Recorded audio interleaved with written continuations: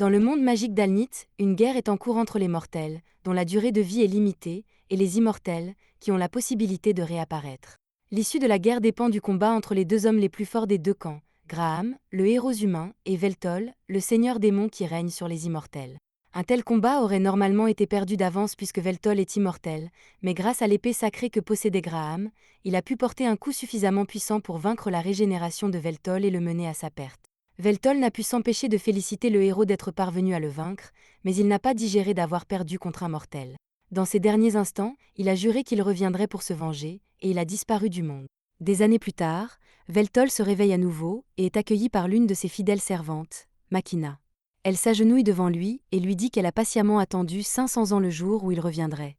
Elle s'excuse de devoir s'occuper de lui dans une tenue aussi décontractée, mais Veltol répond que cela ne le dérange pas. Il est heureux qu'elle ait réussi à accomplir son rituel de réincarnation et à le ramener à la vie, mais cela dit, il n'a aucune idée de l'endroit où il se trouve et veut repartir à la conquête d'Alnith. Makina lui explique alors que beaucoup de choses se sont produites au cours des 500 années qui se sont écoulées depuis sa mort, et qu'Alnith n'existe plus. Il y a environ 80 ans, Alnith et la Terre ont été victimes d'une catastrophe majeure qui a entraîné la fusion des deux mondes. En conséquence, 90% de la population a été décimée et les gouvernements nationaux ont cessé de fonctionner. Les villes ont commencé à fonctionner comme des États indépendants et quelques guerres ont éclaté depuis lors, mais la situation est relativement pacifique aujourd'hui. C'est l'état actuel du monde, et étant donné que la Terre possédait une technologie incroyablement avancée et qu'Alnith possédait de la magitech, la fusion des deux mondes a conduit à de nombreuses avancées rapides. Makina l'emmène à la surface pour lui montrer à quoi ressemble le nouveau monde, et Veltol est stupéfait de voir à quel point le monde a évolué. Mais dans son étonnement, il oublie de faire attention à ce qui l'entoure et manque de percuter un inconnu dans la rue, ce qui oblige Makina à le repousser. Il s'excuse auprès d'elle de s'être laissé distraire, mais il n'arrive pas à croire que cet homme l'ait percuté aussi imprudemment, elle, l'indécis d'Arc-Pire. C'est presque comme s'il ne savait pas ou ne se souciait pas de qui elle est, alors Veltol est prêt à instiller un nouveau sentiment de peur chez ces mortels stupides. Il lève la main vers le ciel, et Makina sait déjà ce qu'il s'apprête à faire. Elle essaie donc de lui dire que ce n'est pas une bonne idée, mais il est déjà trop tard, car il a déjà lancé son sort dans le ciel et créé un énorme trou dans la couverture nuageuse. Les gens semblent plus agacés qu'effrayés par le fait que quelqu'un ait été assez stupide pour utiliser la magie dans la ville. Une alarme se déclenche peu après, et Makina explique qu'il est interdit d'utiliser la grande magie dans la ville, et qu'ils doivent donc quitter les lieux avant d'avoir des ennuis. Veltol ne comprend pas pourquoi il doit faire quelque chose d'aussi lâche que de s'enfuir, mais comme Makina insiste, il la suit. Cependant, alors qu'ils partent, Veltol remarque quelqu'un qui ressemble beaucoup au héros Graham, et il n'a pas le temps d'affronter l'homme car Makina continue de l'entraîner. Une fois hors de danger, Makina s'assoit avec Veltol et l'informe qu'après sa mort, les immortels ont dû signer un cessez-le-feu avec les mortels, et la guerre entre eux a pris fin. Mais lorsque les mondes ont fusionné il y a 80 ans, les citoyens du royaume des immortels ont été contraints de se disperser dans le monde entier, et peu de temps après, les grandes industries ont entamé une croisade contre eux. Veltol lui demande ce qu'elle veut dire, et Makina lui explique que les habitants du monde ont décidé collectivement que les immortels ne méritaient pas les droits de l'homme, et qu'ils ont donc commencé à les chasser sans relâche. Au début, ce n'était pas si grave, mais les gens ont mis au point des armes anti-immortelles, et à partir de ce moment-là, les immortels ont été tués à vue, au point de frôler l'extinction. Il faut quelques instants à Veltol pour comprendre que son peuple a été anéanti, mais une fois qu'il l'a accepté, il demande à Makina si elle sait ce qu'il est advenu des 5 autres pères noirs. On ignore où se trouve Silwald et Ralshin, mais la mort de Zeno est malheureusement confirmée. Il s'est sacrifié et a servi de leurre pour que Makina puisse échapper aux chasseurs. Il a dit qu'il le faisait pour le bien de Veltol car, à part Ralshin, Makina était la seule personne capable d'accomplir le rituel de réincarnation de Veltol. Zeno a toujours été un fidèle de Veltol, il est donc reconnaissant d'avoir eu un si bon subordonné, mais il reste encore une personne que Makina n'a pas mentionnée, alors Veltol lui demande ce qu'il en est de Marcus. Makina n'a pas vraiment envie de parler de Marcus, alors elle essaie de changer de sujet et demande à Veltol s'il a soif. Veltol dit que non, alors Makina doit inventer une excuse pour expliquer qu'il a besoin de boire quelque chose et lui dit d'attendre là pendant qu'elle va en acheter. Pendant qu'elle est partie, un YouTuber commence à s'afficher sur des panneaux d'affichage, et Veltol se demande ce que c'est. Il remarque ensuite que plusieurs lumières s'allument dans les environs, et qu'elles semblent être causées par une fille qui se trouve sur un toit près des panneaux d'affichage. On ne sait pas trop ce qu'elle fait au début, mais elle fait un geste du poignet. En un instant, tous les panneaux d'affichage se mettent à diffuser des vidéos de Hub. La jeune fille semble assez satisfaite d'elle-même, et personne ne sait que c'est elle qui a fait ça, alors elle commence à s'éloigner. Mais alors qu'elle s'en va, Veltol l'appelle, et elle panique un peu parce qu'elle vient de se faire prendre. Elle essaie de prétendre qu'elle n'est pas impliquée, mais Veltol l'a clairement vu faire quelque chose avec les terres environnantes, et tout d'un coup, les écrans ont changé. Elle n'arrive pas à croire que quelqu'un ait été assez perspicace pour comprendre ce qu'elle a fait en se basant uniquement sur les terres environnants, alors elle demande à Veltol qui il est.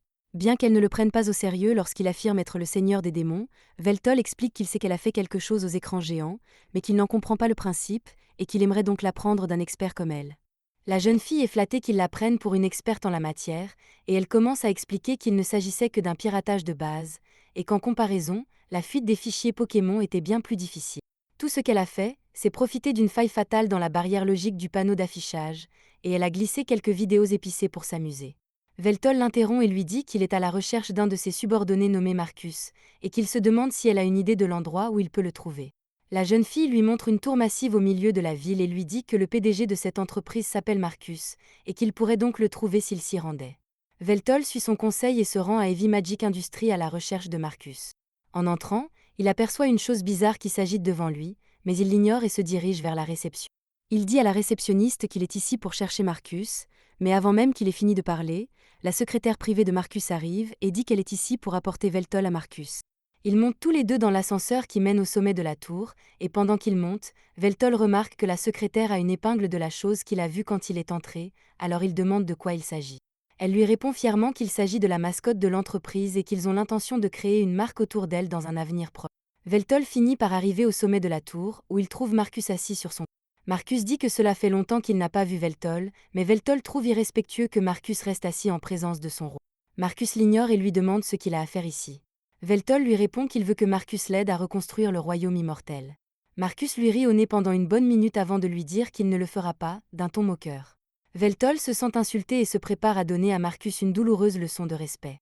Cependant, avant qu'il ne puisse lancer son sort, l'assistante de Marcus lui assène un coup de lame, ce qui l'oblige à s'esquiver. Il est choqué de voir qu'elle est capable d'utiliser la magie de la forge d'armement, mais avant qu'elle n'attaque à nouveau, Marcus lui demande de se retirer. Il se tourne ensuite vers Veltol et lui dit qu'il est devenu faible car, dans la fleur de l'âge, il ne se serait jamais senti menacé par une magie de cette ampleur. Comment compte-t-il s'emparer du monde si un seul humain est capable de lui donner autant de fil à retordre? Marcus refuse de servir un roi aussi pitoyable et demande à Veltol de le quitter des yeux avant qu'il ne le force. Veltol est furieux et commence à lancer son sort pour abattre Marcus, mais avant qu'il ne puisse terminer, Marcus a déjà lancé son briseur de sorts, et Veltol reste sous le choc car Marcus n'a jamais été assez doué pour le surpasser dans le domaine du lancement de sorts. Marcus attend ce moment depuis des années et prend plaisir à dire à Veltol que sa force est une relique du passé. Il révèle l'implant qu'il a dans la nuque, mais Veltol ne sait pas ce que c'est, alors Marcus sort une vidéo d'instruction qui explique tout à son sujet.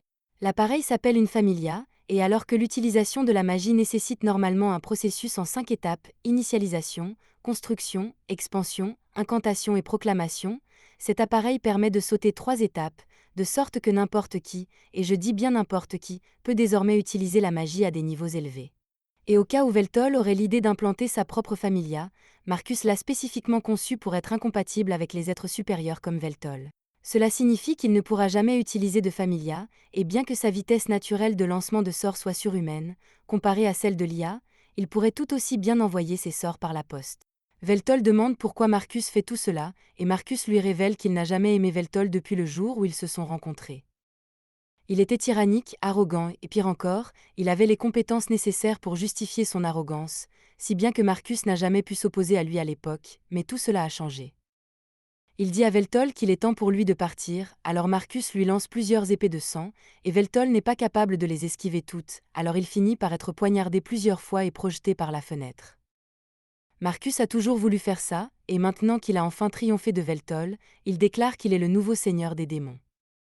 Mais tout cela mis à part, sa secrétaire veut vraiment discuter des idées promotionnelles qu'elle a pour la mascotte de l'entreprise, alors Marcus lui dit de soumettre ses idées lors de la prochaine réunion de planification. Pendant ce temps, Veltol a atterri en catastrophe dans la ville, et sa régénération est bien plus lente qu'avant, si bien qu'il a du mal à se remettre de sa blessure. Il tente de sortir dans la rue mais se heurte accidentellement à quelqu'un, ce qui lui vaut une bagarre qu'il perd immédiatement.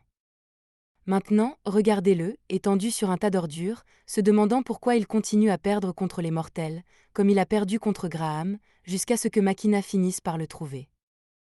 Makina le fait monter dans un train et commence à s'excuser d'avoir hésité à l'informer de la trahison de Marcus, et c'est à cause de son hésitation qu'il a fini par être déshonoré à ce point.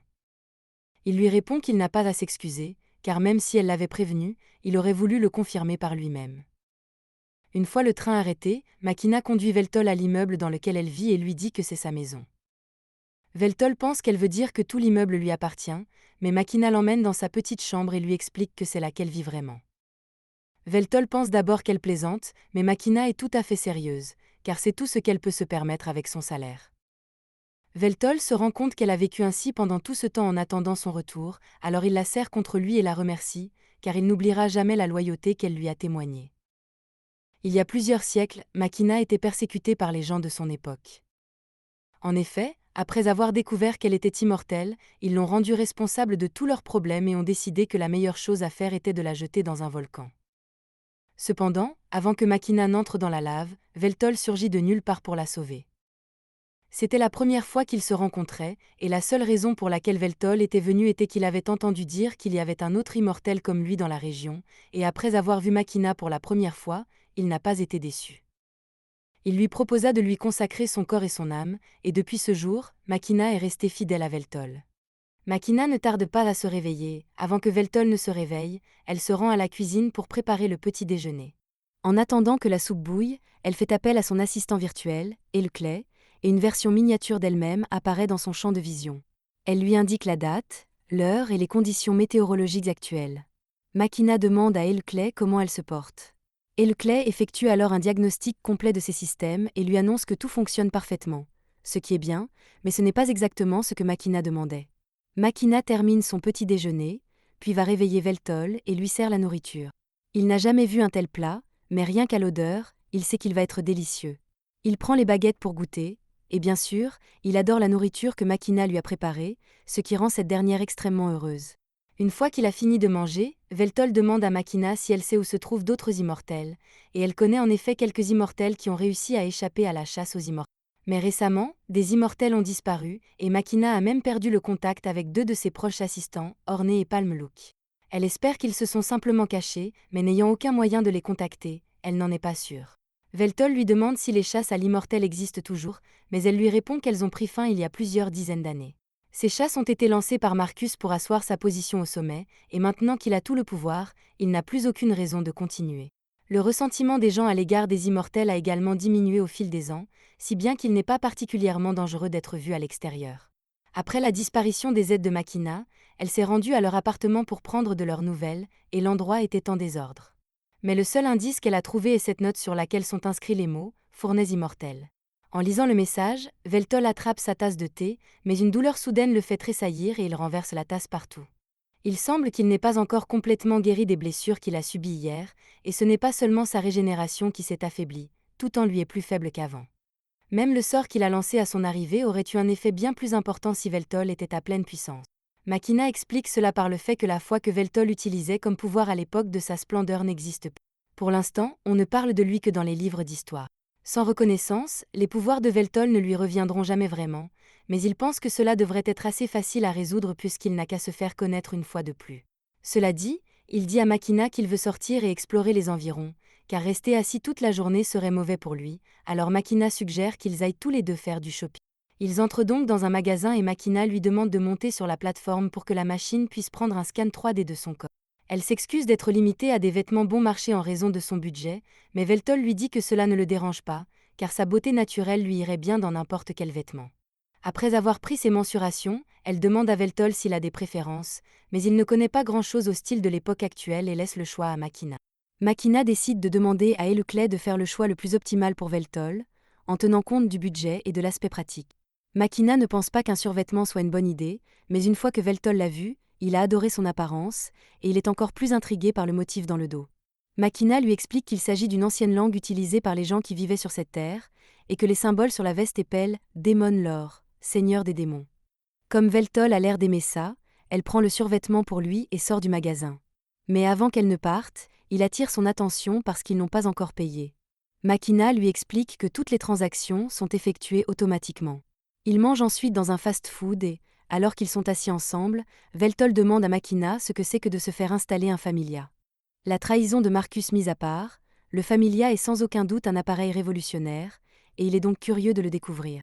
Makina explique qu'il est très pratique, car il permet non seulement d'utiliser plus facilement la magie, mais aussi de recueillir des informations, de faire des achats ou même de communiquer. Avant que les familias ne se généralisent, les gens avaient des smartphones pour faire ces choses, mais c'était vraiment peu pratique de devoir les tenir en main.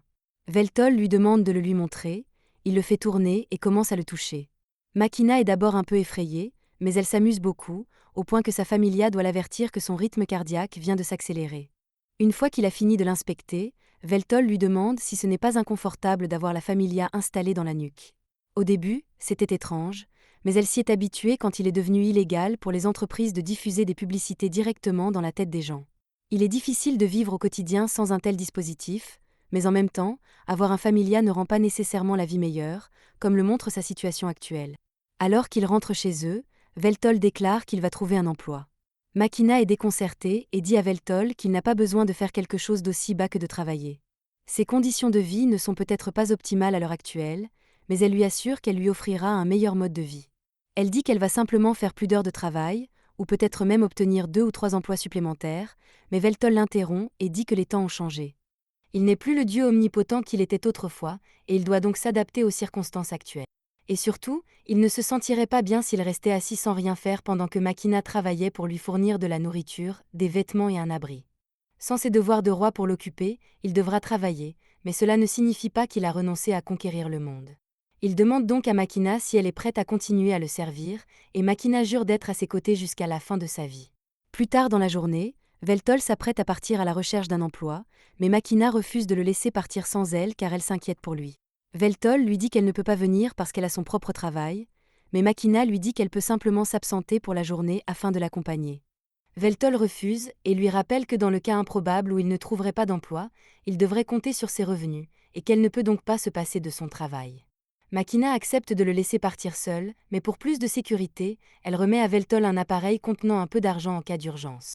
En cas de problème, Veltol peut l'utiliser pour la contacter et elle se rendra sur place dès que possible.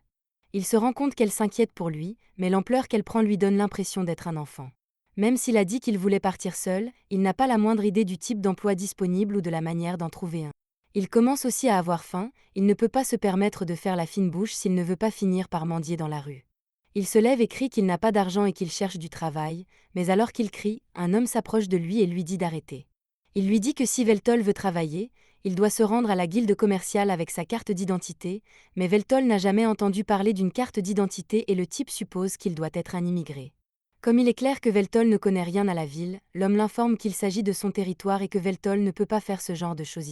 Veltol n'avait pas réalisé qu'il empiétait sur le territoire de quelqu'un d'autre, il s'excuse donc et se tourne pour partir, mais avant qu'il ne le fasse, l'homme lui tend un formulaire de demande d'emploi et lui dit de l'apporter à la guilde commerciale pour qu'il puisse y postuler. Cela ne lui garantira rien, mais c'est mieux que de ne rien avoir. Il prévient également Veltol de ne pas s'impliquer dans les entreprises de la société IMI, en particulier dans le secteur de la construction, car elles exploitent énormément les gens et se moquent des règles de sécurité. Veltol suit le conseil de l'homme et le remercie pour son aide. Il se rend donc à la guilde commerciale à la recherche d'un emploi.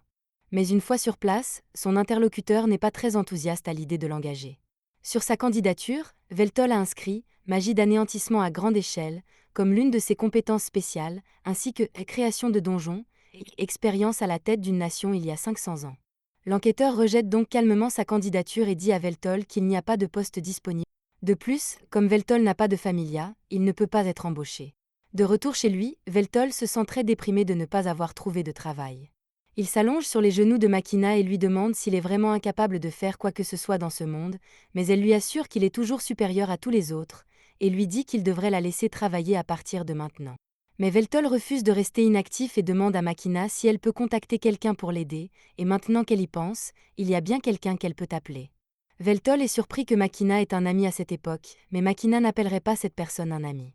Elles font du shopping ensemble, mangent, jouent et passent la nuit ensemble, mais c'est à peu près tout. Veltol est perplexe, car pour lui, il s'agit exactement d'un ami, mais Makina refuse toujours de le reconnaître. Un peu plus tard, il rencontre l'ami de Makina dans un café voisin, et il s'avère qu'il s'agit d'une hackeuse que Veltol a rencontrée. Elle se présente correctement à Veltol et dit s'appeler Takahashi, mais même si Makina avait mentionné que le grand seigneur démon serait un jour ressuscité, elle n'avait jamais pensé qu'elle pourrait le rencontrer en chair et en os.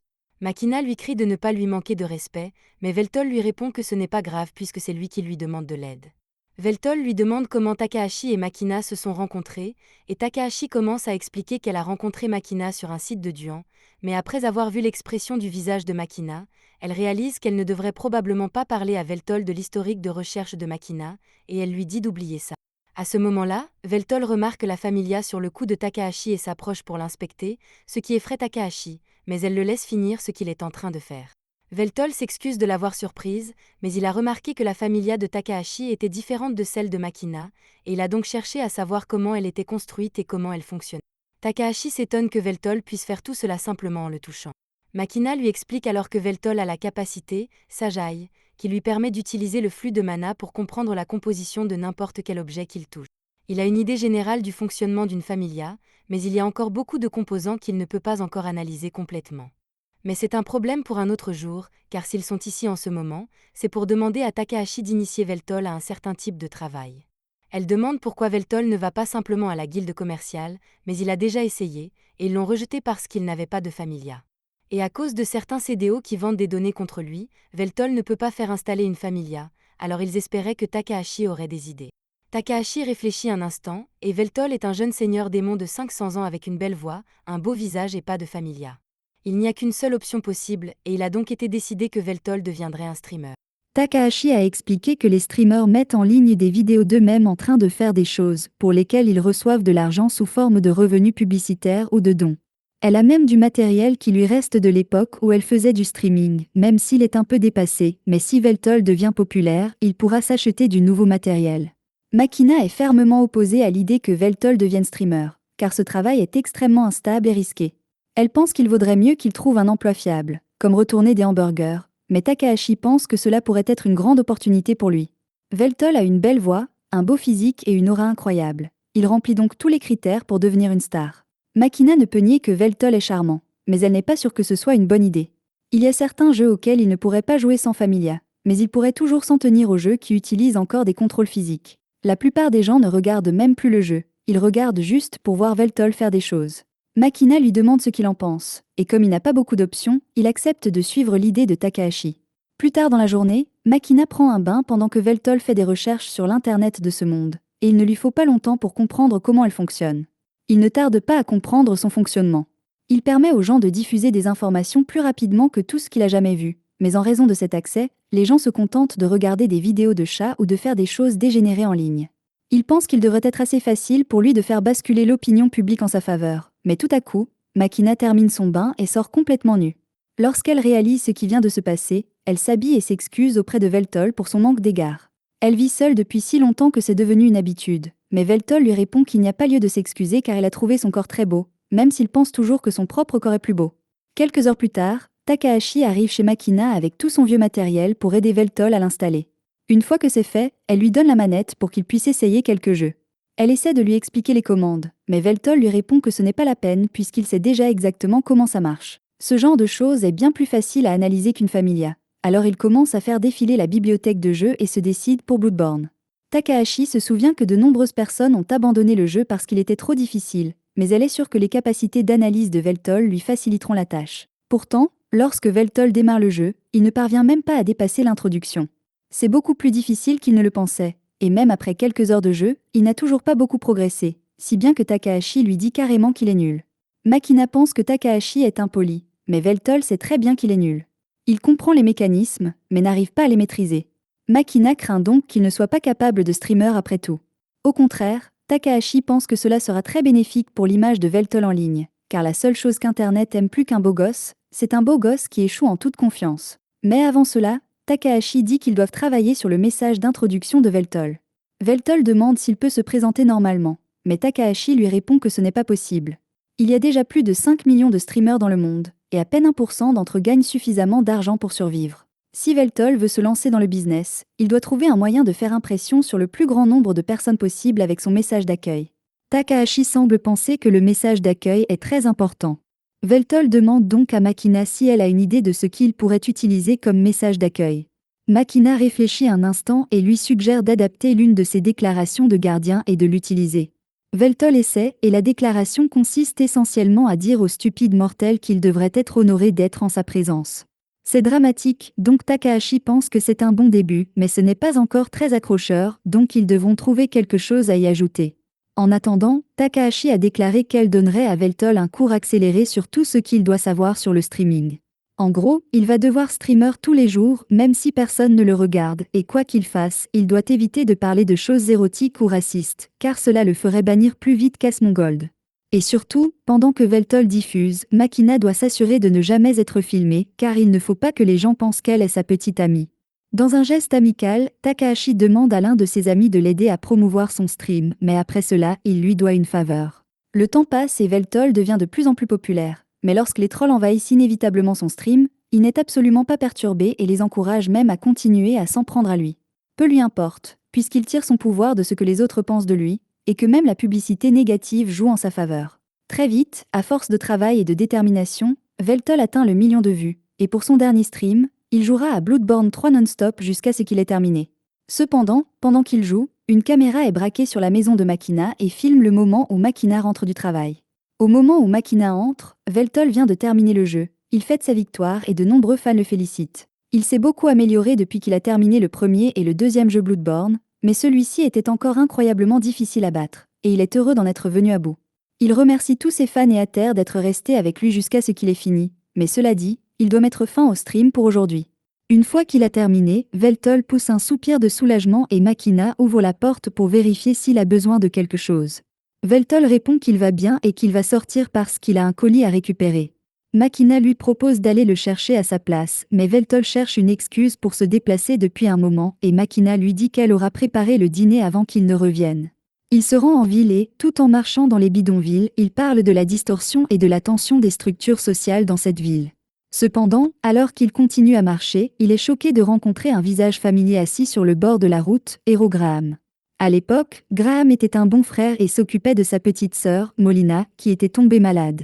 Il l'a réconfortée et lui a dit qu'il irait cueillir des herbes médicinales pour l'aider à se rétablir, mais alors qu'il s'apprêtait à partir, son père l'a appelé et lui a tendu une épée. Il avait entendu dire qu'il y avait des monstres dans la forêt et il voulait que Graham prenne l'épée pour qu'il puisse se protéger s'il rencontrait quelque chose de dangereux. Sa mère, qui s'inquiétait également de sa sécurité, fit une petite prière pour lui avant qu'il ne parte, et Graham les remercia tous les deux de leur attention. Ce jour-là, il se rendit dans la forêt et la cueillette se déroula sans encombre, mais alors qu'il rentrait chez lui, il tomba sur une armée d'hommes lézards commandée par Zeno, l'un des généraux de Veltol. Comme il était caché, il n'eut pas à les combattre, mais il se demanda ce qu'il pouvait bien faire dans un endroit aussi reculé. À son retour, il découvrit avec horreur que sa maison et toute sa famille avaient été réduites en cendres. Depuis ce jour, il s'est juré de se venger de Veltol. Mais pour l'instant, il a un regard hébété alors qu'il est assis à côté de son ennemi juré. Veltol commence à parler de cette boutique d'Udon et assure à Graham que c'est l'un des meilleurs endroits du coin. Mais Graham n'a pas grand-chose à dire à ce sujet. Veltol tente de relancer la conversation en affirmant que la nourriture de ce monde est bien meilleure qu'à son époque, et Graham est d'accord, mais il n'a toujours pas grand-chose à dire. Le repas arrive enfin et ils s'apprêtent tous deux à manger, mais Graham finit par dire quelque chose, expliquant à quel point il est étrange d'engloutir des nouilles à côté de l'ennemi qui a tué sa famille et ses amis. Veltol ressent la même chose, car Graham a tué à lui seul plusieurs de ses vassaux, mais pour l'instant, il n'éprouve aucune haine à l'égard de Graham.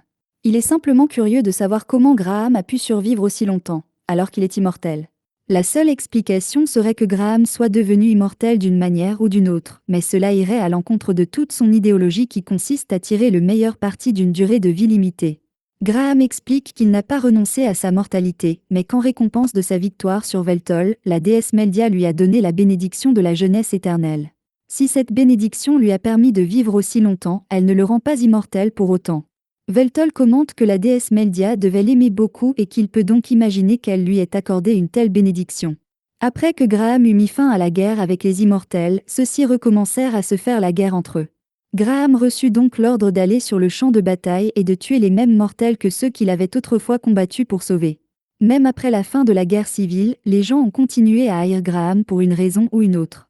Veltol pense qu'une telle issue était inévitable, car les gens craignent naturellement les individus dotés d'un grand pouvoir. Graham a été exilé du royaume, ce qui l'a contraint à errer pendant des siècles jusqu'à ce que Fantasian se produise et que les mondes fusionnent. Depuis, il a tué tant de mortels et d'immortels qu'il pense qu'il n'y a plus de place pour lui dans ce monde en tant que héros. Il demande à Veltol pourquoi il a cherché à régner sur le monde, ce à quoi Veltol répond qu'il essayait d'instaurer la paix dans le monde. Il existe plusieurs façons de devenir immortel, par le biais de phénix, de malédiction ou de bénédiction. Ainsi, à quelques rares exceptions près, tous les immortels ont été mortels à un moment ou à un autre. Pourtant, les mortels ont constamment ostracisé et persécuté les immortels parce qu'ils étaient différents, et les immortels n'étaient pas mieux, puisqu'ils faisaient exactement la même chose aux mortels. La leçon que Veltol en a tirée est que, quoi que vous soyez, les gens détesteront et craindront toujours ce qui est différent. Il pensait donc que le seul moyen d'instaurer la paix dans le monde était de se placer au sommet du monde et de le gouverner, afin de s'assurer que personne n'ait à souffrir de telles persécutions. Graham ne croit pas que la paix par la domination du monde fonctionnerait, mais il ne peut pas non plus nier que les gens, laissés à eux-mêmes, ne parviendront jamais à la paix, puisqu'il a fait l'expérience directe des persécutions et des guerres insensées. Malgré cela, il refuse toujours d'admettre que Veltol a raison, et Veltol accepte donc que Graham ne soit jamais d'accord avec lui. Graham se lève pour partir et remercie Veltol pour les nouilles, mais avant de partir, il dit à Veltol qu'il est heureux d'avoir eu la chance de parler avec lui. Veltol se lève également pour partir. En marchant dans la rue, il remarque Takahashi dans une ruelle, apparemment en proie à des ennuis. Elle a apparemment engagé cet ogre pour un travail, mais il essaie maintenant de lui extorquer le double du salaire. Takahashi lui dit qu'il est stupide s'il pense qu'elle va lui donner autant d'argent, mais l'ogre est tout à fait prêt à la battre s'il n'obtient pas ce qu'il veut, alors il lève la main pour la frapper. Mais Veltol lui attrape le bras et lui dit de laisser Takahashi tranquille. Il se sent généreux aujourd'hui, alors il est prêt à ignorer le manque de respect de l'ogre. Mais l'ogre reconnaît Veltol comme le gars qu'il a battu il y a quelque temps, alors il n'a pas peur de lui. Takahashi tente alors de dire à Veltol de s'enfuir avant qu'il ne soit blessé, mais Veltol répond que ce n'est pas grave puisqu'il veut tester la puissance qu'il a récupérée grâce à son million d'abonnés. Alors que l'ogre tente de le frapper, Veltol tend la main et attrape le coup, mais l'ogre active alors la magie du vent et brise complètement le bras de Veltol. Cependant, avec ses pouvoirs partiellement restaurés, Veltol est capable de régénérer son bras instantanément et envoie l'ogre dans un tas d'ordures.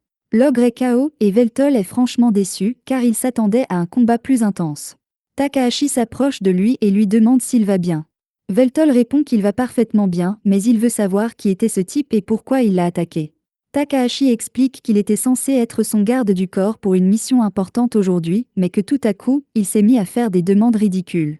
Veltol ne savait pas que ce type était censé être son garde du corps, alors il s'excuse de l'avoir assommé, mais Takahashi dit que ce n'est pas grave puisqu'elle vient de trouver quelqu'un d'encore mieux. Elle demande à Veltol de devenir son garde du corps pour la journée et lui propose même de le payer pour cela. Takahashi l'emmène sur place et lui explique qu'elle essaie de voler quelque chose dans cet entrepôt et qu'elle a besoin de lui pour faire diversion pendant qu'elle s'en empare. Veltol dit qu'il comprend l'objectif, mais avant que Takahashi ne puisse lui donner d'autres instructions, il se lève et, bien que Takahashi essaie de l'arrêter, il a déjà défoncé la porte d'une importante opération des Yakuza. Veltol ne sait pas vraiment ce qu'il est censé faire ici, alors il demande à Takahashi par communication si le cube dans la table est la cible. Takahashi lui répond par l'affirmative, mais elle ne comprend pas non plus comment il communique avec elle, puisqu'il n'a pas de familia.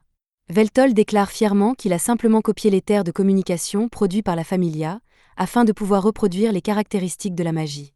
Quoi qu'il en soit, comme il n'y a pas beaucoup d'ennemis ici, Veltol dit qu'il va les soumettre et réclamer la queue pour Takahashi, mais avant qu'il ne fasse quoi que ce soit, elle lui demande de s'assurer qu'il ne tue personne. Veltol accepte de se retenir et, avant le début du combat, il s'annonce en utilisant son message d'accueil. Cependant, aucun des membres du Yakuza n'a vu son stream, ce qui rend les choses très gênantes. S'il y a encore des gens qui ne le reconnaissent pas, Veltol va devoir travailler beaucoup plus dur pour se faire connaître. Mais pour l'instant, la puissance de son million d'abonnés devrait suffire amplement à faire tomber ces types. Les Yakuza ne comprennent toujours pas ce qui se passe, mais ils pensent que Veltol n'est qu'un fou, alors l'un d'entre eux sort un pistolet magique et tire sur lui. L'un d'eux sort donc un pistolet magique et lui tire dessus. Mais Veltol ne se laisse pas impressionner et utilise la magie de renforcement sur lui-même afin de dévier les balles. Une fois que le membre du Yakuza n'a plus de munitions, Veltol passe à l'offensive et commence à assommer les membres du Yakuza, l'un après l'autre, avec un minimum d'effort. Le membre du Yakuza équipé d'un pistolet magique passe à un pistolet normal, car c'est plus rapide que de recharger, mais juste avant qu'il ne tire, Takahashi prend le contrôle de sa vision et affiche une illusion qui pousse le membre du Yakuza à tirer sur son coéquipier. Veltol assomme alors le dernier gars, et comme ils sont tous inconscients, la mission est pratiquement terminée. Veltol s'approche de l'un des membres du Yakuza et commence à inspecter son arme, qui utilise une sorte de carte comme munition. Takahashi est impressionné par la facilité avec laquelle Veltol a éliminé ses Yakuza, mais il devrait vraiment prendre la boîte et partir d'ici avant de s'attirer plus d'ennuis qu'ils n'en ont prévu. Elle dit qu'elle est en route pour rejoindre Veltol, mais ce dernier lui dit de rester où elle est, car on dirait que les ennuis viennent d'arriver.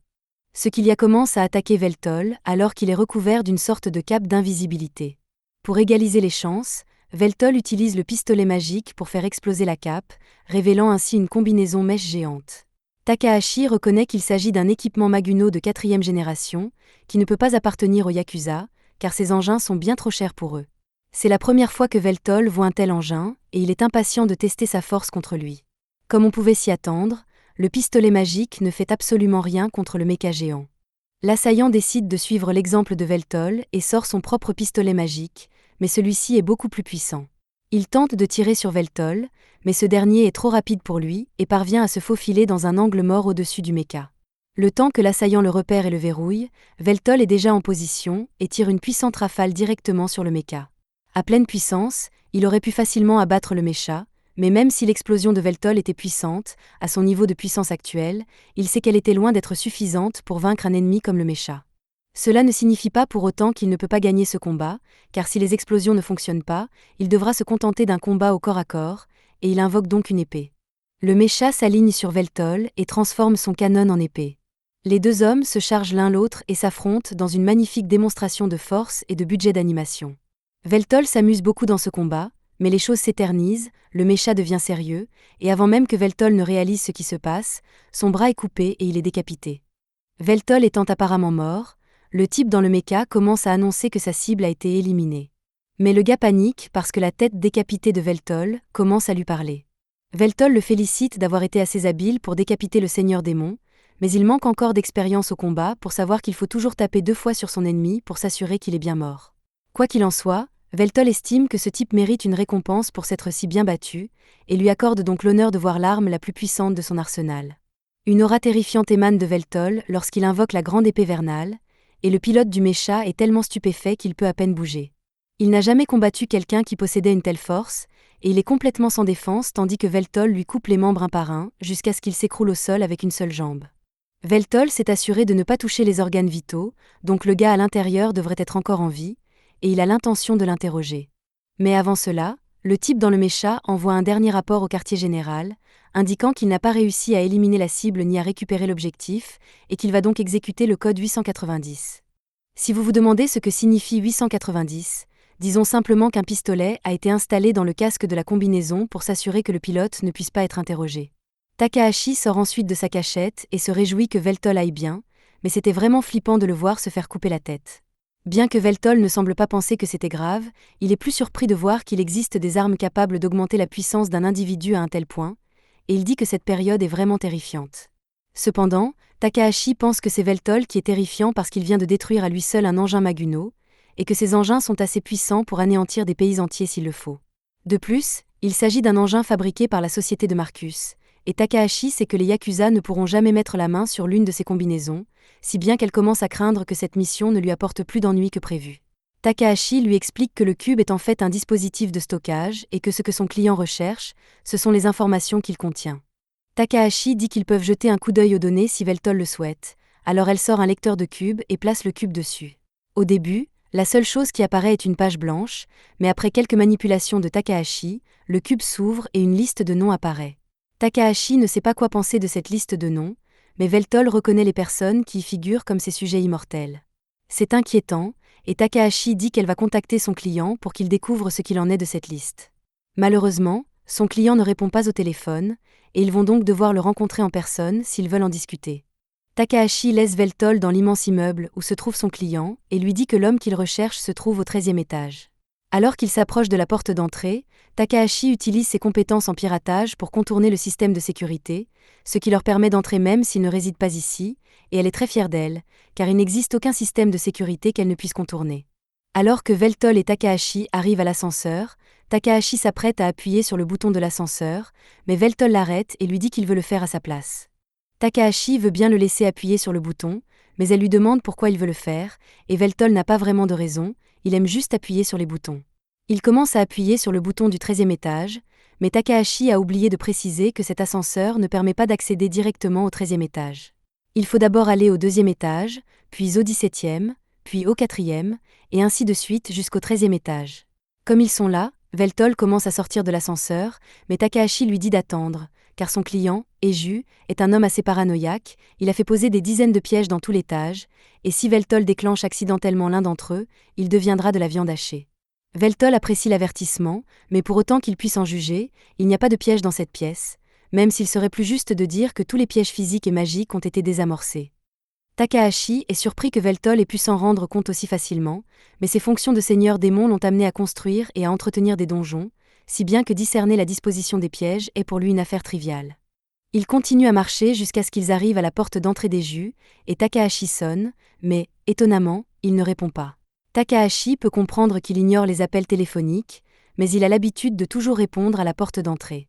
Cependant, en y regardant de plus près, Veltol se rend compte que la porte n'est même pas fermée à clé. Cela met la puce à l'oreille de Takahashi, car Eiju ne ferait jamais quelque chose d'aussi imprudent que de laisser sa porte d'entrée déverrouillée. Veltol leur suggère de procéder avec prudence, car ils ne savent pas ce qu'ils vont trouver là-dedans, et Takahashi ouvre la marche et se dirige vers la salle de travail d'Eiju. Là, elle trouve Eiju sur sa chaise, mais en s'approchant un peu plus, elle découvre qu'il est trempé dans le sang et complètement inanimé.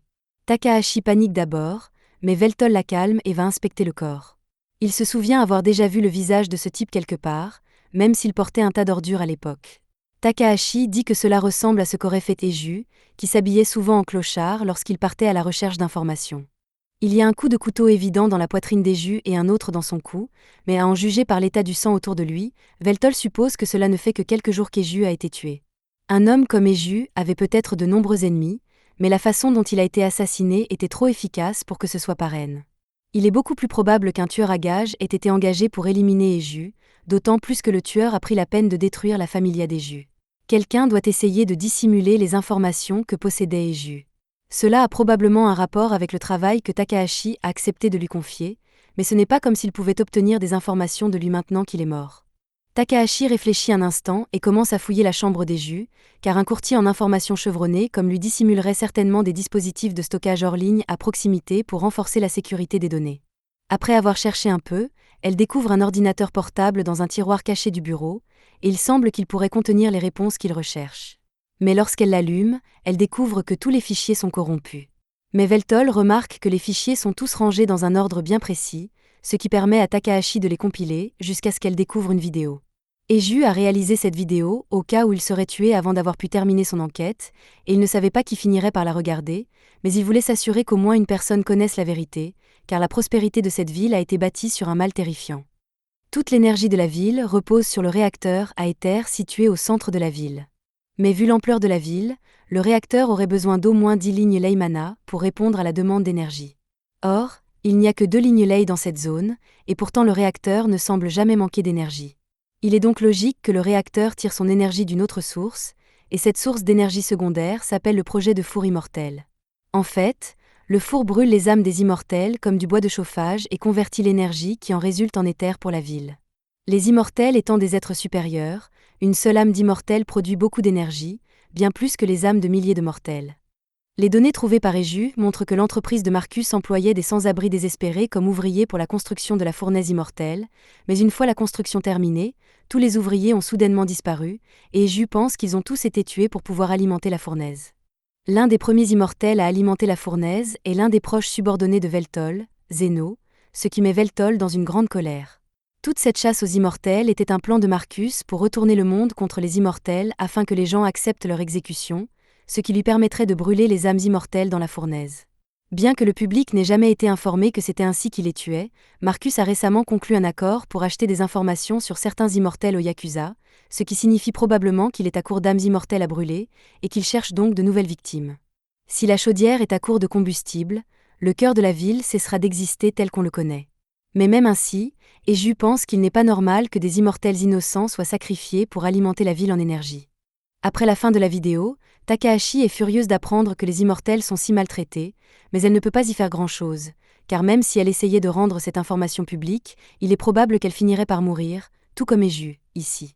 Veltol lui dit que c'est un problème pour les immortels, et qu'en tant que roi des immortels, il est de son devoir d'y remédier, donc elle n'a pas besoin de s'encombrer de cela. Pour l'instant, il décide d'informer les autorités de la ville de la mort d'Eiju, afin qu'ils puissent recevoir un enterrement digne de ce nom. Alors qu'ils partent, Veltol tente de contacter Makina pour l'informer de l'existence de la fournaise immortelle, mais il constate avec horreur qu'elle ne répond pas à ses appels. Quelque chose a dû lui arriver. Pendant que Veltol était occupé à faire sa course, Makina a regardé dans le réfrigérateur pour voir ce qu'elle pourrait faire pour le dîner avant qu'il ne revienne, mais il y avait toujours les mêmes ingrédients que la dernière fois. Le bon côté des choses, c'est qu'Elclay lui dit qu'elle devrait pouvoir faire un bon curry avec les ingrédients qu'elle a sous la main.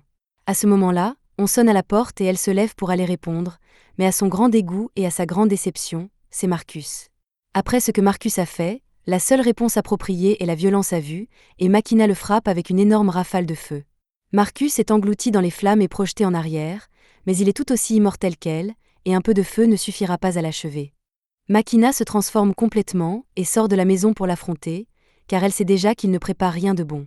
Avant que le combat ne commence, Makina déconnecte sa familia du réseau pour que Marcus ne puisse pas y accéder, puis tous deux commencent à se lancer des attaques à l'aide d'armes magiques.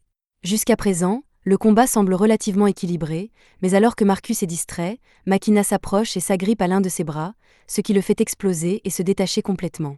Elle a réussi à prendre Marcus au dépourvu avec ce coup, mais quelques secondes plus tard, il a déjà régénéré son bras. Il lance alors une attaque de zone avec une pluie d'épées sanglantes et provoque une explosion massive. Mais grâce au bouclier que Makina a mis en place, elle n'a pas été blessée du tout. Cependant, elle ne peut pas en dire autant de la maison, car elle n'a pas d'assurance contre les incendies. À ce moment-là, la secrétaire de Marcus sort de la fumée et tente d'achever Makina par une attaque sournoise, mais Makina est trop rapide pour elle, et la seule chose que la secrétaire taillade est une illusion. Makina s'attendait à ce que Marcus soit trop lâche pour venir seul, aussi prépare-t-elle un sort pour réduire le secrétaire en cendres. Cependant, avant qu'elle ne puisse le terminer, Marcus crie « Code bricaire ». Et tout d'un coup, le familia de Makina s'arrête de fonctionner. Makina est alors désorientée, et la secrétaire profite de l'occasion pour poignarder Makina dans la poitrine pendant qu'elle est distraite. Makina s'effondre au sol et n'est pas près de se relever. Maintenant que le combat est terminé, la secrétaire reproche à Marcus d'avoir agi de manière aussi imprudente, car Makina aurait pu facilement la tuer, et tout ce combat aurait pu être évité si Marcus avait simplement désactivé la familia de Makina dès le départ. Alors qu'ils se tiennent tous les deux devant le corps immobile de Makina, cette dernière lance un regard noir à Marcus, mais ce dernier s'en amuse car il adore voir Makina dans un état aussi pitoyable. Makina lui demande ce qu'il lui a fait, et Marcus lui explique qu'il a simplement éteint sa familia. Makina ne pensait pas qu'il serait possible pour lui de le faire puisqu'elle avait déconnecté sa familia d'Internet avant le début du combat, et normalement elle aurait eu raison, mais la familia de Marcus est un peu spéciale. Il s'agit d'un nouveau prototype conçu spécifiquement pour être plus avancé que les familias modernes. En tant que directeur de l'IMI, il dispose d'un accès administrateur à tous les familias de la ville, ce qui lui permet d'arrêter de force n'importe quelle familia s'il le souhaite. Cela signifie que personne ne peut le vaincre, puisqu'il peut éteindre tous les utilisateurs de familia, et qu'il surpasse tous les utilisateurs de non-familia en vitesse d'incantation, et si personne n'est capable de le vaincre, cela signifie qu'il est le plus fort du monde. C'est peut-être vrai, mais Makina ne comprend pas pourquoi Marcus est si obsédé par le fait d'être le plus fort, puisqu'il n'a rien à y gagner. Mais Marcus a ses raisons. Il veut devenir le nouveau seigneur des démons, et il n'a pas l'intention d'atteindre ce statut par la force brute comme l'a fait Veltol. À notre époque, tout ce dont on a besoin, c'est d'informations et de technologie, et si on les contrôle, on contrôle le monde. Cependant, contrôler le monde en coulisses serait trop ennuyeux pour quelqu'un comme lui. Il a donc l'intention de dominer le monde bien plus que Veltol ne l'a jamais fait à l'époque de sa splendeur. À ce moment-là, la secrétaire rappelle à Marcus qu'ils n'ont pas prévu de temps pour un monologue et qu'ils sont donc en retard pour son prochain rendez-vous.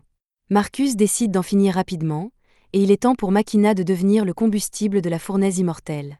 Lorsque Veltol et Takahashi rentrent chez eux, ils découvrent que tout a été détruit et qu'il n'y a plus aucune trace de Makina. La seule chose qui reste est une manette de jeu roussie, et Veltol est absolument dévasté car Makina était la personne à laquelle il tenait le plus dans ce monde. Takahashi lui demande alors s'il va bien, et Veltol revient à la réalité. Ils ne vont rien résoudre en restant là, alors Veltol demande s'il y a des informations sur ce qui s'est passé ici. D'après les médias sociaux, les gens pensent qu'il y a eu une sorte d'explosion, mais les détails sont assez flous et il n'y a aucun moyen de savoir si c'est vrai ou non. Veltol aimerait pouvoir au moins savoir où se trouve Makina, mais comme ils ne peuvent pas la contacter directement, Takahashi cherche un autre moyen de localiser Makina, et cela va impliquer les drones. Comme il s'agit d'un bidonville, il n'y a pas beaucoup de drones de sécurité qui passent, mais il y a beaucoup de drones de livraison, et ces drones sont équipés de caméras, alors tout ce qu'elle a à faire, c'est de pirater leur système et de regarder les données vidéo. En quelques instants, Takahashi accède au système des drones, et grâce aux flux vidéo, ils peuvent voir la bataille qui s'est déroulée ici et que Marcus en était l'instigateur.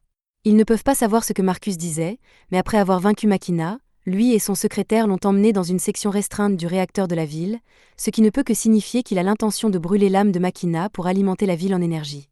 Veltol remercie Takahashi pour ses informations précieuses et commence à marcher en direction du réacteur, mais Takahashi lui dit d'attendre et de bien réfléchir.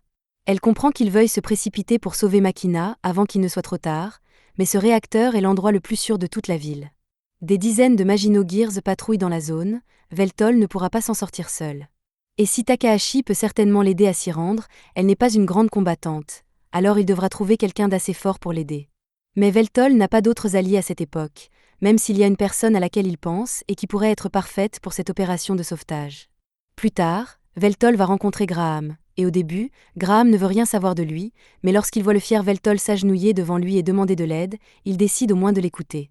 Veltol lui explique tout ce qu'il a appris sur le réacteur à éther de la ville, et Graham, qui s'est toujours douté qu'il se passait quelque chose d'anormal, est maintenant absolument consterné par la nature abjecte du projet.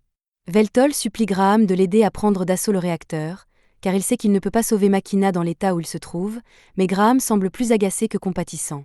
Les subordonnés de Veltol ont tué la famille de Graham. Veltol lui-même a mené des dizaines de guerres et tué des millions de personnes, et maintenant il s'incline devant son ennemi juré juste pour sauver la vie d'une femme immortelle. Il trouve cela tout à fait éhonté. Graham n'aime pas que cette ville soit construite sur la mort d'innocents, mais en même temps, ce réacteur est le cœur de la ville. Alors s'il acceptait d'aider Veltol à le détruire, alors la ville entière serait plongée dans les ténèbres, et la vie de millions de personnes serait gâchée. Il demande à Veltol s'il a l'intention de détruire la vie de tout le monde pour sauver une seule personne, mais Veltol rit à l'idée d'un tel plan à courte vue. Il n'est pas idiot, il a donc réfléchi aux conséquences de ses actes, et c'est pourquoi il a l'intention de sauver Makina et de régler les problèmes de la ville. Cependant, il n'a ni le pouvoir ni le soutien nécessaire pour y parvenir, et il n'a d'autre choix que de demander humblement de l'aide à son ancien ennemi. La confiance qui se dégage des paroles de Veltol convainc Graham de se lever et d'agir en héros une fois de plus.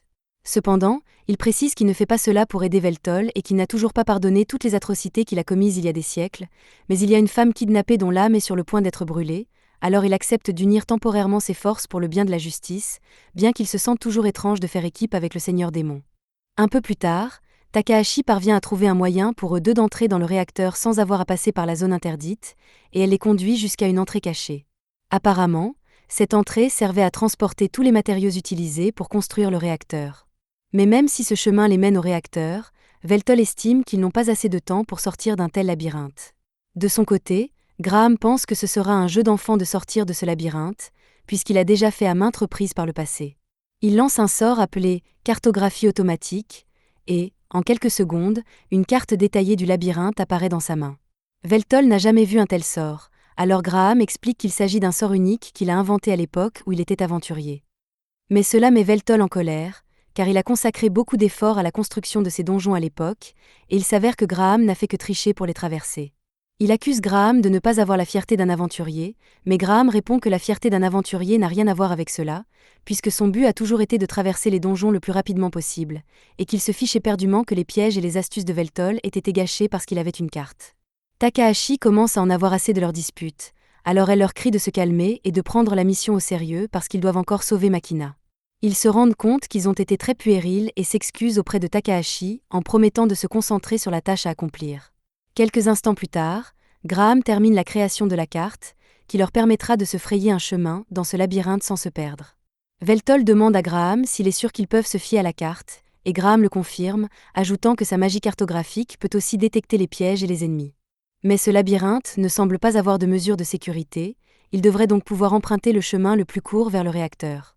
Alors qu'ils se dirigent tous les deux vers le réacteur, Veltol appelle Takahashi pour s'excuser une nouvelle fois de son emportement de tout à l'heure. Takahashi est encore un peu énervé, mais tant que Veltol reste concentré sur son travail, elle ne s'en préoccupe pas. Il lui demande comment se déroule sa partie du plan jusqu'à présent, et elle lui répond qu'elle progresse régulièrement, mais que ce sur quoi elle travaille va prendre beaucoup de temps à préparer, et qu'elle n'est donc pas sûre de pouvoir le faire avant qu'ils ne descendent tous les deux dans la salle du réacteur. Si elle a besoin de plus de temps, Veltol et Graham devront occuper les ennemis pendant un moment pour compenser, et Veltol le comprend. Au fur et à mesure qu'ils descendent, l'éther ambiant devient de plus en plus dense et la communication avec Takahashi est de plus en plus difficile. Veltol respire profondément pour se préparer à ce qui l'attend, et Graham remarque qu'il peut voir que Veltol est devenu plus fort qu'il ne l'était dans le passé. Veltol ne sait pas de quoi il parle, car il est loin d'avoir la force qu'il avait à son apogée, mais ce n'est pas de cela que Graham parle. Veltol a été capable de baisser la tête devant son ennemi juré pour sauver son subordonné, mais l'ancien Veltol aurait laissé brûler Makina avant de s'incliner devant qui que ce soit. Cela montre que la force de caractère de Veltol est plus grande que jamais, et s'il avait été comme cela lors de leur affrontement il y a des années, les résultats auraient pu être différents. Alors que l'ascenseur arrive à destination, Veltol et Graham sont confrontés à la secrétaire de Marcus, qui les attendait depuis que Marcus savait que Veltol finirait par se montrer. Marcus a maîtrisé Machina et la tient près du cœur du réacteur, et il semble prendre beaucoup de plaisir à tuer une ancienne camarade. Après la réanimation de Veltol, Marcus a fait quelques recherches sur son entourage et c'est ainsi qu'il a découvert que Machina était toujours là et en pleine forme. Au fil des ans, les chasses aux immortels qu'il a orchestrées ont causé la mort de nombreux immortels. Il n'aurait jamais pu imaginer que Machina était toujours en vie et qu'elle se tenait à l'écart dans la ville. Il lui explique que cet endroit s'appelle la fournaise des immortels et que, comme son nom l'indique, elle brûle les âmes des immortels pour générer de l'éther, qui alimente à son tour la ville. Au début, Machina est un peu déconcertée par le monologue de Marcus, mais elle se souvient que 2 de ses subordonnés sont toujours portés disparus, et elle en déduit que Marcus a dû les kidnapper et les donner à la fournaise des immortels. Marcus se souvient de ces 2-là et raconte à Machina à quel point ils s'inquiétaient l'un pour l'autre alors que leurs âmes étaient brûlées. Cela la met tellement en colère qu'elle déclenche un grand torrent de flammes, mais Marcus se contente de dresser un bouclier et reste indemne. Il continue de se moquer de Machina en lui rappelant son camarade des ténèbres, Zenoll, et en l'informant qu'il a été le premier immortel à être jeté dans la fournaise. Marcus a même tellement aimé entendre les cris d'agonie de Zenoll qu'il les a enregistrés et en a fait une mixtape. Machina lui demande s'il a l'intention de l'utiliser comme combustible, mais cela devrait être assez évident maintenant. Le dernier immortel qu'ils ont enfermé dans le four est sur le point de s'éteindre, et Marcus ne peut pas se permettre de laisser le réacteur à court d'énergie, puisqu'il s'agit de la pierre angulaire de la ville. Normalement, il aurait envoyé des gens chercher d'autres immortels, mais si ce qu'il fait était rendu public, il y aurait un tas de gens ennuyeux qui parleraient de choses comme les droits des immortels, et il ne veut pas avoir à gérer cela, c'est pourquoi il est allé chercher Machina en personne. Comme elle fait partie des Dark Peers, son âme devrait être assez forte pour brûler pendant quelques années. Marcus n'aura donc pas à se soucier de faire le plein pendant un certain temps, mais il devra probablement commencer à chercher d'autres sources d'énergie à un moment ou à un autre. Pendant que Marcus monologue, sa secrétaire affronte Veltol et Graham. Elle explique à Veltol qu'elle a été chargée de monter la garde et de le retarder suffisamment longtemps pour que Marcus puisse terminer son monologue diabolique et alimenter la chaudière avec Machina. Elle ne pensait pas que Veltol aurait le courage de se montrer, et non seulement il est venu, mais il a amené un ami, et cet ami n'est autre que le héros, Graham. Graham s'étonne qu'il y ait encore des gens à notre époque qui le connaissent, mais la secrétaire le reconnaît simplement grâce au dossier qu'elle a dans sa base de données. Elle trouve intéressant que le seigneur des démons et le héros travaillent ensemble, mais elle a encore du travail à faire, alors elle ne les laissera pas passer sans se battre. Graham dit à Veltol d'aller de l'avant pendant qu'il s'occupe de la secrétaire, mais Veltol l'avertit d'être prudent car, d'après ce qu'il a vu, les compétences de cette secrétaire sont comparables à celles de Zenoll, les épées karmiques. Bien que ce soit un exploit impressionnant pour elle, Graham se souvient d'avoir battu Zenoll à l'épée pure pendant la guerre des immortels, alors si ses compétences sont similaires, il ne craint pas de perdre contre elle. La secrétaire, offensée par cette déclaration, décide de montrer à Graham ce dont elle est capable et se précipite derrière lui pour lancer une attaque surprise. Graham est pris au dépourvu par l'incroyable vitesse de la secrétaire, mais avant que son épée ne le frappe, il parvient à se protéger et à éviter les blessures. Pendant ce temps, Veltol part en sprintant pour sauver Machina, et même si la secrétaire veut l'arrêter, elle ne pourra pas passer devant Graham sans se battre. Avant de partir, Veltol demande à Graham de s'assurer qu'il ne mourra pas, puis il saute le long de la ligne centrale du réacteur pour atteindre le cœur le plus rapidement possible. La secrétaire doit absolument arrêter Veltol, elle décide donc d'abattre Graham le plus rapidement possible et de se regrouper avec Marcus, et pour ce faire, elle active son zéro base gear. Il y a un flash aveuglant, et avant que Graham ne réalise ce qui se passe, il est frappé et projeté contre un mur. Il regarde la secrétaire et constate qu'elle porte désormais un ensemble complet de Maginogear, et pas seulement de l'éther Maginogear ordinaire. Il s'agit d'un prototype, d'une version de nouvelle génération, qui n'a pas encore été commercialisée. Elle est plus efficace, plus rapide, et surtout, elle s'adapte mieux aux courbes de la secrétaire. Cependant, il reste une faille dans la conception, car le temps de fonctionnement de cette combinaison dépend entièrement des réserves magiques de l'utilisateur, mais la secrétaire ne va pas laisser ce combat durer assez longtemps pour que sa magie s'épuise. Elle s'élance vers l'avant, et maintenant elle est encore plus rapide qu'elle ne l'était auparavant. Alors qu'elle atterrit dans le mur derrière Graham, celui-ci a à peine le temps de lever son épée et de bloquer avant d'être projeté à travers le sol. La secrétaire lui dit qu'il devrait être honoré d'affronter une telle merveille de l'ingénierie moderne, mais Graham n'a pas envie de l'entendre se lancer dans un nouveau discours marketing. La secrétaire qualifie Graham de relique du passé, puisque son épée, son armure et même sa familia sont toutes dépassées, et qu'elle est sûre de pouvoir remporter la victoire avec ses techniques et son équipement de pointe. Graham lui répond que l'équipement et l'entraînement ne garantissent pas la victoire dans un combat car, au bout du compte, on gagne ou on perd. La secrétaire est d'accord, mais son équipement fantaisiste l'est tout autant. Elle frappe Graham avec une telle rapidité qu'il a à peine le temps de réagir et de bloquer avant d'être touché. Puis, il la voit rengainer son épée, et à la seconde où elle le fait, elle lance un nouveau coup à la vitesse de l'éclair. Mais cette fois, Graham s'y était préparé, et il est capable de la bloquer beaucoup plus facilement. Malgré cela, il n'arrive toujours pas à trouver la moindre ouverture dans sa défense, et il admet que le niveau d'avancement atteint par cette époque est vraiment effrayant. La secrétaire tente de s'élancer derrière lui pour l'attaquer une nouvelle fois, mais Graham l'a déjà vue, alors il part ses attaques et la repousse d'un coup de pied. Cependant, il peut voir qu'il n'a pas fait beaucoup de dégâts à cause de la solidité de son armure. Il n'a pas beaucoup progressé dans ce combat, mais il a au moins compris une chose sur son schéma d'attaque. Il dit qu'elle ne peut utiliser son attaque rapide comme l'éclair que lorsque son épée est entièrement rengainée. La secrétaire confirme qu'il a raison, mais ce n'est pas parce qu'il a découvert qu'il peut la battre. Avec son Maginot-Gear et son incroyable vitesse d'attaque, sa victoire est pratiquement assurée, et elle est fatiguée de perdre du temps ici, car elle va en finir rapidement. Elle commence à attaquer Graham à plusieurs reprises avec sa lame foudroyante, mais il semble s'être habitué à la vitesse, et il est capable d'esquiver ses attaques assez facilement. Même lorsqu'il est touché, il ne subit presque aucun dommage et récupère immédiatement avant de retomber sur ses pieds. La secrétaire le charge à nouveau, mais cette fois, alors que leurs lames sont verrouillées, elle tente de pirater la familia de Graham afin d'éteindre son corps. Cependant, pour une raison ou une autre, elle ne parvient pas à y accéder, et elle suppose que Graham a dû mettre en place des mesures de protection contre le piratage. Si elle ne parvient pas à pénétrer dans la familia de Graham, la tâche s'annonce bien plus ardue que prévu, mais elle reste persuadée qu'elle peut l'emporter. Alors qu'elle est en train de dire cela, Graham décide de passer à l'offensive, il marche sur son épée pour la maintenir en place et lance un glaive de terre qui envoie des éclats de roche sur elle. La secrétaire parvient à se dégager sans trop de mal, mais Graham n'en a pas fini. Dans la seconde qui suit, il lance un sort de glace pour figer les rochers et la secrétaire. Bien qu'il sache que cela ne suffira pas à la retenir longtemps, il a juste besoin qu'elle reste en place assez longtemps pour qu'il puisse s'approcher et lancer une boule de feu multicouche à bout portant. La force de l'explosion est si puissante qu'elle projette la secrétaire en arrière contre le mur, mais malgré tous les feux d'artifice, elle s'en sort à peu près indemne. Cependant, elle est très énervée qu'une relique du passé comme Graham lui donne autant de fil à retordre. Graham s'étonne qu'une telle boule de feu n'ait pas fait plus de dégâts, mais au moins il sait que sa tactique est toujours efficace contre elle. La secrétaire, enragée, s'élance dans une attaque frénétique, mais tous ses coups sont parés, et Graham se connecte proprement avec une entaille à la poitrine. Bien que le coup ne traverse pas l'armure, elle est repoussée et ne comprend pas comment elle peut perdre face à un fossile comme Graham. Mais même si Graham est vieux, il reste le héros qui a mis fin à la guerre des immortels à lui tout seul, alors il est impossible qu'une telle chose puisse le battre. Elle décide de tenter une dernière attaque et met tout son mana dans son éclair, car elle ne peut pas perdre un affrontement à pleine puissance contre l'épée rouillée que tient Graham, mais ce dernier la corrige et dit que son épée n'est pas rouillée. Elle est peut-être en sommeil en ce moment, mais tant qu'il y aura quelqu'un qui a besoin d'un héros, elle retrouvera toujours sa lumière. Graham fait appel au pouvoir de l'épée X pour la première fois depuis des siècles, et après une brève confirmation des nobles intentions de Graham, l'épée lui accorde la permission d'utiliser son pouvoir. Il se place face à la secrétaire et lui dit qu'il est sur le point d'utiliser sa technique ultime, celle-là même qui a tué Veltol il y a tant d'années.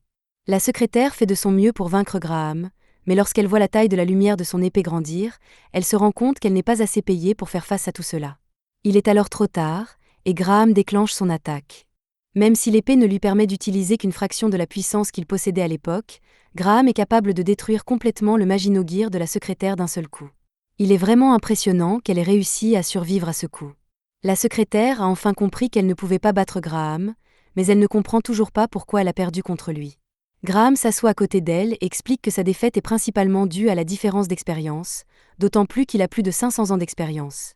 La secrétaire demande pourquoi Graham se lève pour aller aider Veltol à combattre Marcus, mais Graham pense que Veltol se débrouillera très bien tout seul. Elle dit à Graham que Veltol n'a aucune chance contre Marcus car ce dernier est bien plus fort qu'elle, et qu'en plus, personne sans Familia n'est capable de vaincre ou de suivre Marcus. Graham lui dit qu'elle sous-estime énormément Veltol, même s'il comprend pourquoi elle pense que Veltol est plus faible que Marcus puisqu'elle n'a jamais vu l'atout de Veltol. La seule personne à la connaître est Graham, car il a dû combattre Veltol jusqu'à la mort, mais Veltol ne l'a jamais utilisé, donc même Marcus n'est probablement pas au courant de l'existence de l'épée légendaire de Veltol. Graham n'était là que pour s'assurer que des gens comme le secrétaire n'interfèrent pas dans le combat de Veltol, et il est donc certain que Veltol sortira victorieux. Si c'est le cas, La secrétaire demande à Graham s'il va la tuer, mais il répond que non, c'est un héros, et la secrétaire est trop blessée pour continuer à se battre contre lui, il n'a donc aucune raison de l'achever. À ce moment-là, des balles magiques commencent à pleuvoir sur les deux hommes, et Graham utilise sa magie pour créer un bouclier qui les protège. Il semble que des renforts soient arrivés, mais ils sont tout à fait disposés à tirer sur la secrétaire en même temps que sur Graham, si bien que quelque chose lui dit qu'elle est autant en danger que lui. Et si c'est le cas, quel genre de héros serait-il s'il ne protégeait pas une femme blessée au mieux de ses capacités? Pendant ce temps, au cœur de la cité, Marcus tient Makina par la gorge et a presque fini son monologue. Alors il jette Makina dans la fournaise pour que son âme soit brûlée. Alors qu'elle plonge vers une mort certaine, la seule chose à laquelle pense Makina est qu'elle ne pourra plus se tenir aux côtés de Veltol. Cependant, juste avant qu'elle ne heurte la fournaise, un nuage de fumée noire se précipite et la rattrape.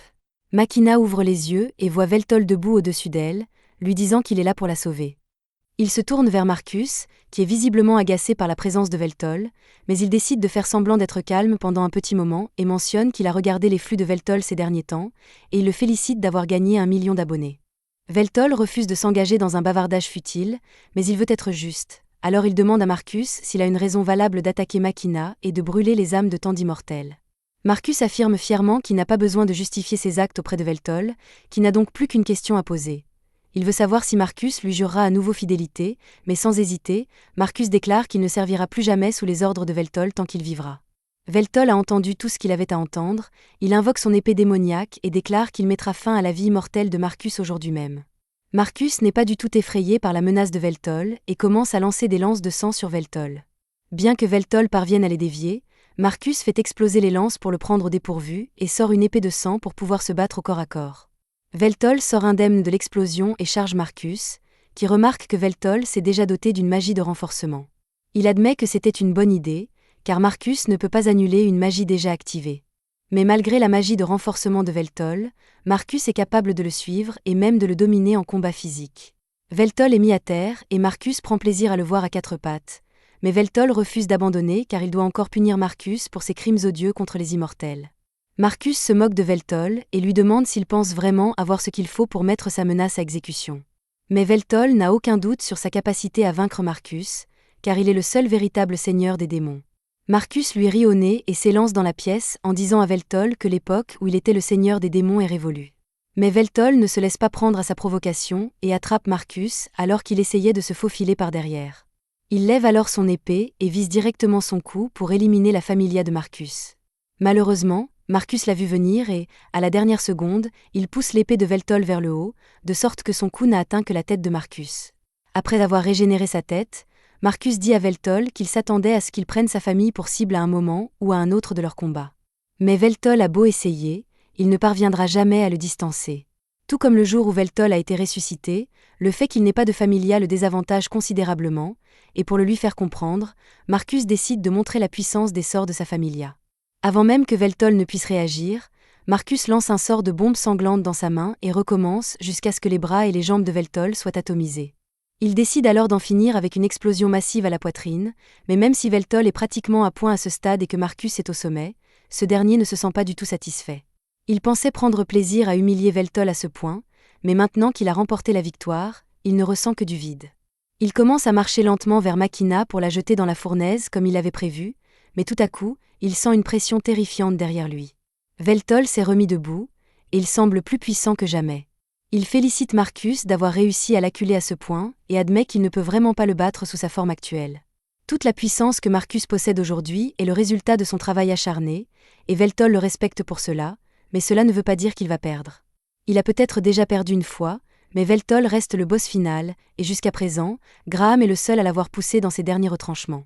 Mais avant que Veltol ne passe à l'action, il va demander une dernière fois à Marcus s'il est prêt à renoncer à ses mauvaises habitudes et à revenir servir sous ses ordres une fois de plus. Marcus est visiblement ébranlé et demande pourquoi Veltol s'embarrasse d'une telle question à ce stade. Veltol lui répond qu'en fonction de la réponse de Marcus, il pourrait être prêt à ignorer tout le chaos causé par Marcus. Marcus devient erratique et commence à crier que le temps de Veltol en tant que seigneur des démons est terminé, et qu'il va donc s'assurer de se débarrasser de lui et de tous les autres immortels afin d'être le seul seigneur des démons immortels. Veltol accepte ce refus et Marcus tente de lancer une épée de sang pour attaquer Veltol avant qu'il ne puisse faire quoi que ce soit, mais son sort est annulé avant qu'il ne puisse le terminer. Marcus ne comprend pas ce qui vient de se passer, mais la panique commence à s'emparer de lui tandis que Veltol rit de façon maniaque. Il dit qu'il accordera à Marcus l'honneur d'assister à sa glorieuse seconde forme, et il commence sa transformation. Pendant ce temps, à l'extérieur de la base du réacteur, Takahashi remplit son rôle dans le plan de Veltol. Même si c'est un peu illégal, elle utilise ses talents de pirate pour détourner tous les écrans de la ville et diffuser l'un des flux préenregistrés de Veltol pour que tout le monde puisse le voir. Au début, les gens sont déconcertés par cette publicité soudaine, mais Veltol est sexy et son flux est divertissant, si bien que leur confusion se transforme rapidement en intérêt au fur et à mesure que le flux progresse. Le travail de Takahashi étant terminé, elle repense à ce que Veltol lui a dit en venant ici. Il n'avait pas d'ordre précis à lui donner, mais il avait dit qu'il avait besoin d'elle pour renforcer la foi des gens en lui. Comme elle n'a aucune idée de ce dont il parle, elle lui demande des précisions sur le fonctionnement de cette stimulation de la foi. Veltol n'a pas envie de lui expliquer toutes les subtilités de son système de foi, alors il lui dit que tout ce qu'elle a à faire, c'est d'augmenter sa popularité, et que cela devrait suffire. Takahashi a d'abord pensé que ce n'était pas possible, car la popularité ne peut pas être augmentée en un seul jour. Mais comme elle est une hackeuse d'élite dans une époque où la technologie est omniprésente, elle peut faire autant de choses illégales que nécessaires pour y parvenir. Et comme elle l'a fait de manière anonyme, la police ne pourra jamais l'attraper. La foi de Veltol devrait être au plus haut à ce stade, il lui appartient donc d'en faire usage et de sauver Makina. Dans le cœur du réacteur, Marcus commence à reconsidérer ses choix lorsqu'il voit la seconde forme de Veltol. Il ne savait pas que Veltol possédait une telle forme, mais Veltol le traite de stupide pour avoir cru comprendre toute la puissance du Seigneur Démon. Pour manifester cette forme, Veltol a besoin d'une grande foi et d'un accès direct à des lignes laïdétaires de haute densité. Il invite Marcus à trembler de peur devant sa grandeur, mais Marcus pense toujours qu'il a une chance de gagner puisque Veltol a tout de même réussi à perdre contre Graham à l'époque. Veltol ne peut nier qu'il a été vaincu par Graham, mais si Marcus pense qu'il est capable de reproduire un tel exploit, alors il est plus que bienvenu pour essayer. Marcus essaie nerveusement de lancer son sort d'épée de sang, mais cela ne fonctionne toujours pas. Peu importe le nombre de fois qu'il le lance, il est toujours annulé juste avant d'être activé. Marcus ne comprend pas pourquoi cela se produit, mais Veltol lui explique qu'il n'y a pas de quoi s'inquiéter puisqu'il ne fait que reproduire le même tour que Marcus a fait la première fois qu'ils se sont affrontés. À l'époque, la familia de Marcus lui permettait d'avoir 2 longueurs d'avance sur Veltol en termes d'incantation, mais aujourd'hui, grâce à la nouvelle forme de Veltol et à ses capacités accrues, il est en mesure d'obtenir la magie proclin. Marcus n'arrive pas à croire que Veltol ait réussi à faire quelque chose comme ça en si peu de temps, alors que même la dernière Magitech n'est pas capable de recréer de la magie sans incantation ou proclamation, mais c'était assez simple pour Veltol de le faire une fois qu'il a pris cette forme et qu'il a analysé la familia de Marcus. L'utilisation de la magie de proclamation consomme beaucoup d'éther, mais heureusement, Veltol se trouve juste à côté d'une énorme source d'énergie, ce qui lui permet de l'utiliser autant qu'il le souhaite et de lancer de la magie simplement en y pensant. Tout cela grâce à Marcus, car même avec le génie de Veltol, il n'aurait jamais pu y parvenir sans le travail de base de Marcus. Il le félicite donc encore une fois pour son excellent travail, mais maintenant, il est temps de le punir. Marcus refuse toujours d'accepter sa défaite et tente à nouveau de lancer ses épées de sang. Mais cette fois, au lieu d'annuler la magie de Marcus, Veltol décide de désactiver la familia de Marcus pour qu'il ne puisse plus utiliser sa magie. Cela n'empêche pas Marcus d'essayer, mais il a l'air tellement pitoyable et désespéré que c'est un peu gênant. Il finit par comprendre qu'il a été complètement dominé et commence à se demander comment cela a pu lui arriver après tout le soin qu'il a apporté à la préparation de sa victoire sur Veltol. Veltol commence à en avoir assez d'entendre Marcus se plaindre, alors il provoque une explosion dans la bouche de Marcus pour le faire taire et lui dire de rester silencieux. Cependant, Marcus régénère sa bouche et s'apprête à recommencer à crier, alors Veltol utilise la magie du vent pour le trancher et la magie du feu pour le réduire en cendres. Marcus étant encore capable de se régénérer, Veltol continue de le frapper avec toutes sortes de magie jusqu'à ce qu'il tombe au sol, épuisé. Veltol décide donc de s'inspirer de Takahashi et utilise sa magie pour pirater la familia de Marcus et lui faire voir quelque chose de terrifiant. Marcus commence à paniquer, et Veltol lui explique qu'aucune de ces choses n'est réelle. Il utilise simplement la familia de Marcus pour donner à son cerveau de fausses informations visuelles, et ce genre d'illusion est si réaliste qu'on ne pourrait jamais faire la différence en temps normal. Marcus n'arrive pas à croire que Veltol ait pu pirater sa familia de pointe aussi facilement, mais après tout ce que Veltol a fait, ce n'est pas si surprenant. Marcus a perdu tous ses avantages, et entre la menace d'être tué encore et encore par Veltol ou de devenir fou en étant hanté par des illusions, Marcus commence à se recroqueviller sur lui-même et à plaider pour sa vie. Il jure même qu'il servira loyalement Veltol une fois de plus, mais Veltol lui a déjà donné 2 chances de se rendre, et il a clairement indiqué qu'il n'y aurait pas de pitié par la suite, alors il est temps de passer à la punition de Marcus. Il lève son épée et poignarde Marcus dans le dos pendant qu'il s'incline, puis relève son corps. Lorsque Marcus ouvre les yeux, il se rend compte qu'il est suspendu au-dessus de la fournaise immortelle, et son terrible destin commence à se dessiner. Marcus demande à Veltol s'il va vraiment le jeter dans la fournaise, et Veltol n'hésite pas à répondre que c'est exactement ce qu'il a l'intention de faire. Marcus essaie de dissuader Veltol de le faire puisqu'il n'a rien à gagner à jeter Marcus dans la fournaise, mais Veltol a de très bonnes raisons de vouloir y jeter Marcus.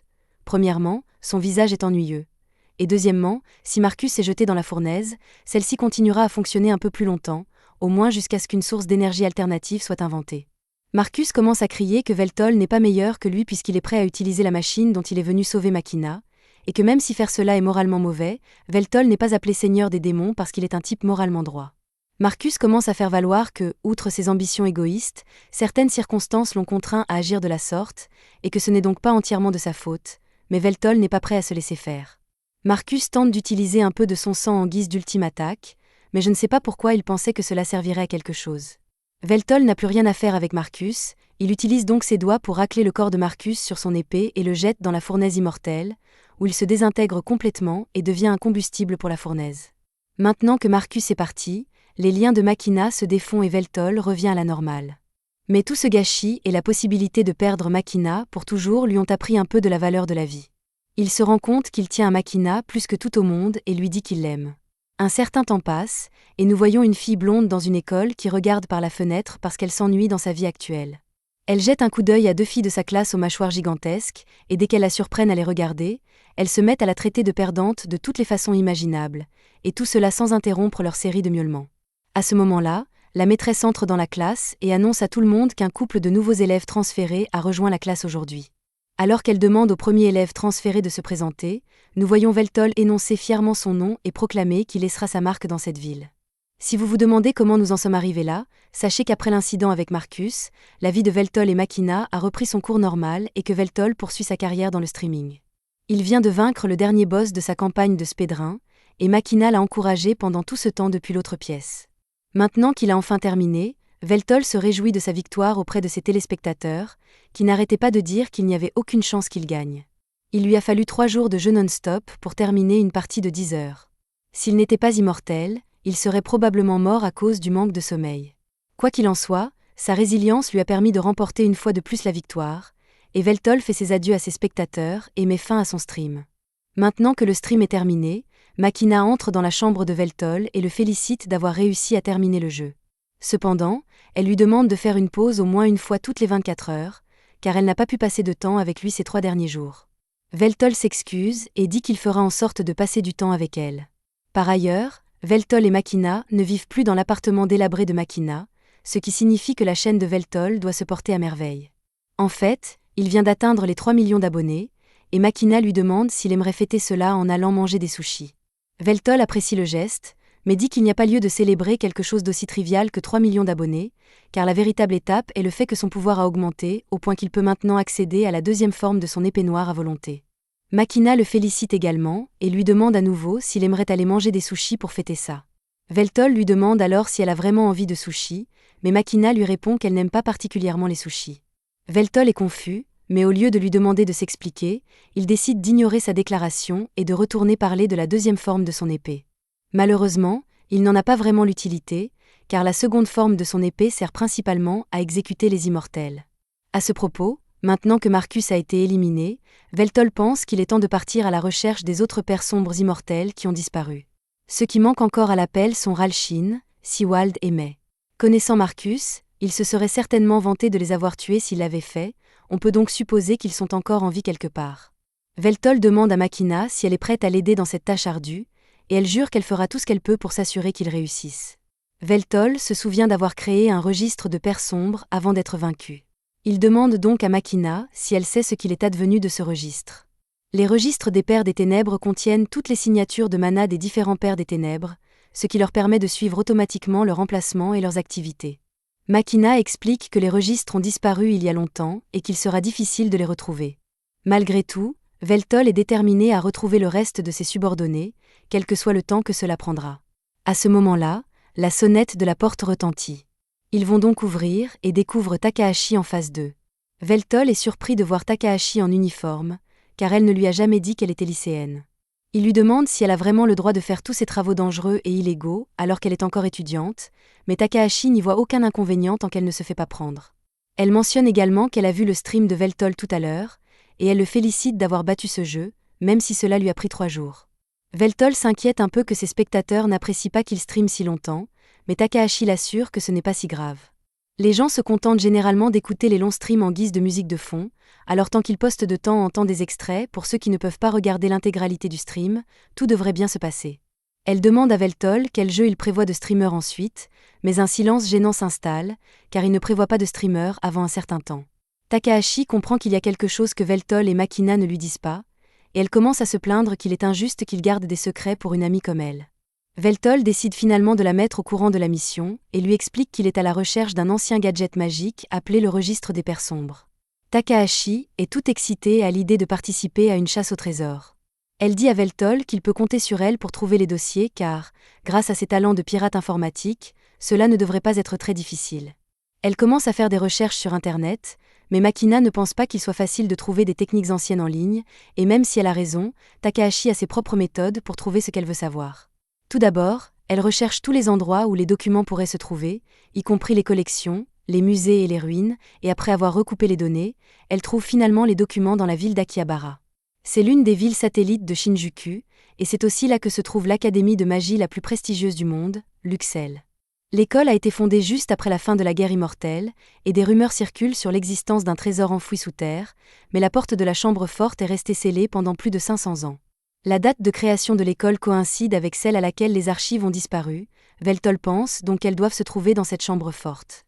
Makina demande s'il ne devrait pas y faire irruption et s'emparer des archives par la force, mais Takahashi pense que ce plan est beaucoup trop barbare. Il serait beaucoup plus facile pour eux de se faufiler sans se faire repérer et de voler les documents puisque Takahashi peut désactiver leur système de sécurité. Cependant, Veltol a une meilleure idée en tête. S'ils doivent se faufiler dans une école de toute façon, pourquoi ne pas simplement s'inscrire en tant qu'étudiant et se fondre dans la masse? Takahashi trouve cela plutôt amusant et propose donc de falsifier les documents pour eux, et Veltol déclare officiellement qu'il ira à l'école. Le lendemain, ils préparent leurs affaires et partent pour Akihabara City, mais lorsqu'ils arrivent enfin, Vel est bloqué à la porte de l'immigration par un robot qui lui demande sa carte d'identité. Cependant, Veltol a maintenant 3 millions d'abonnés, et il est scandalisé que le robot ne sache pas déjà qui il est. Il était sur le point d'appeler un responsable, mais Takahashi ne veut pas avoir à gérer une crise de carène de la part de Veltol, alors elle montre sa carte d'identité au robot et l'entraîne à l'écart pour qu'il puisse continuer à se diriger vers l'école. Une fois qu'ils ont quitté la gare, les yeux de Veltol s'illuminent car cet endroit ressemble exactement à Alnit à l'époque, et il se sent nostalgique de le revoir. Cette ville est connue pour son ingénierie magique de pointe. Les prothèses magiques qui y sont vendues sont parmi les meilleures au monde et ont des performances extraordinaires. Il aurait été impossible de fabriquer une technologie aussi incroyable à son époque. Les prothèses magiques sont une chose, mais qu'elles soient si avancées qu'il soit possible de remplacer tout son corps, cela dépasse tout ce qu'il aurait pu imaginer. Takahashi lui explique que s'il est possible de tout remplacer, après ce qui est arrivé à David Martinez, les gens ont décidé de s'en tenir à des implants plus modérés. Le groupe poursuit sa route et arrive finalement à la porte de l'Académie Luxel, mais Veltol est déçu car cet endroit ne correspond pas à l'esthétique d'Alnit que l'on retrouve dans le reste de la ville. Ils se rendent à l'intérieur et rencontrent Trat Gothel, la directrice de l'Académie magique, pour être officiellement admis dans l'école. Mais Trat n'est pas une personne ordinaire. Elle est à la tête de l'une des 3 grandes maisons de la ville, les Gothel, et elle dirige pratiquement la moitié de la ville d'Akihabara. Takahashi n'est pas sûr que ces faux documents la tromperont, et elle était donc tout à fait prête à faire appel à toute la mémoire vive nécessaire pour que Trat les accepte. Cependant, à sa grande surprise, après que Veltol a dit son nom à Trat, cette dernière accepte les documents sans poser d'autres questions. Mais il y a encore une chose qui l'intrigue, alors elle demande pourquoi Veltol a décidé de venir dans cette école. Takahashi s'apprête à inventer un mensonge, mais avant qu'elle ne puisse dire quoi que ce soit, Veltol répond en disant qu'ils sont venus ici pour jeter un coup d'œil dans le trésor qui se trouve sous l'école. Trat demande alors pourquoi Veltol s'intéresse au trésor, mais Veltol répond simplement qu'aucun secret n'échappe à son œil avisé. À partir de là, Trat et Veltol commencent à se dire des choses que Takahashi ne comprend pas, mais à la fin de leur conversation, Trat admet que Veltol n'est qu'un mec cool qui veut discrètement voir le trésor, et elle est donc d'accord pour lui en donner l'accès. Cependant, il y a un problème. Elle veut lui donner accès, mais elle ne peut pas car le trésor est actuellement scellé et l'a été pendant les 500 dernières années. Veltol demande s'il est possible de lever le sceau, et Trat explique que pour ce faire, il faut que les 3 maisons, les Gothel, les Shepard et les Renards, se mettent d'accord et réunissent leur regalia pour faire office de clé. Cette épée est l'une des 3 Regalia, connue sous le nom de lame de Gothel. Pour défaire le sceau, Veltol devra acquérir la couronne de Shepard et l'orbe de renard. S'il y parvient, Trat se fera un plaisir d'ouvrir le sceau pour lui. Pour être honnête, elle aimerait bien voir le contenu de ce coffre, mais elle se heurte à un obstacle de taille. L'orbe de renard n'est pas là. Le groupe est ensuite présenté à Mademoiselle Mag, leur nouvelle professeure principale, qui les conduit à leur nouvelle salle de classe. Cependant, conformément aux règles de l'école, Makina et Takahashi doivent retirer leur familia, et Takahashi se sent bizarre de ne pas avoir son familiar puisqu'elle a l'habitude de le porter tout le temps.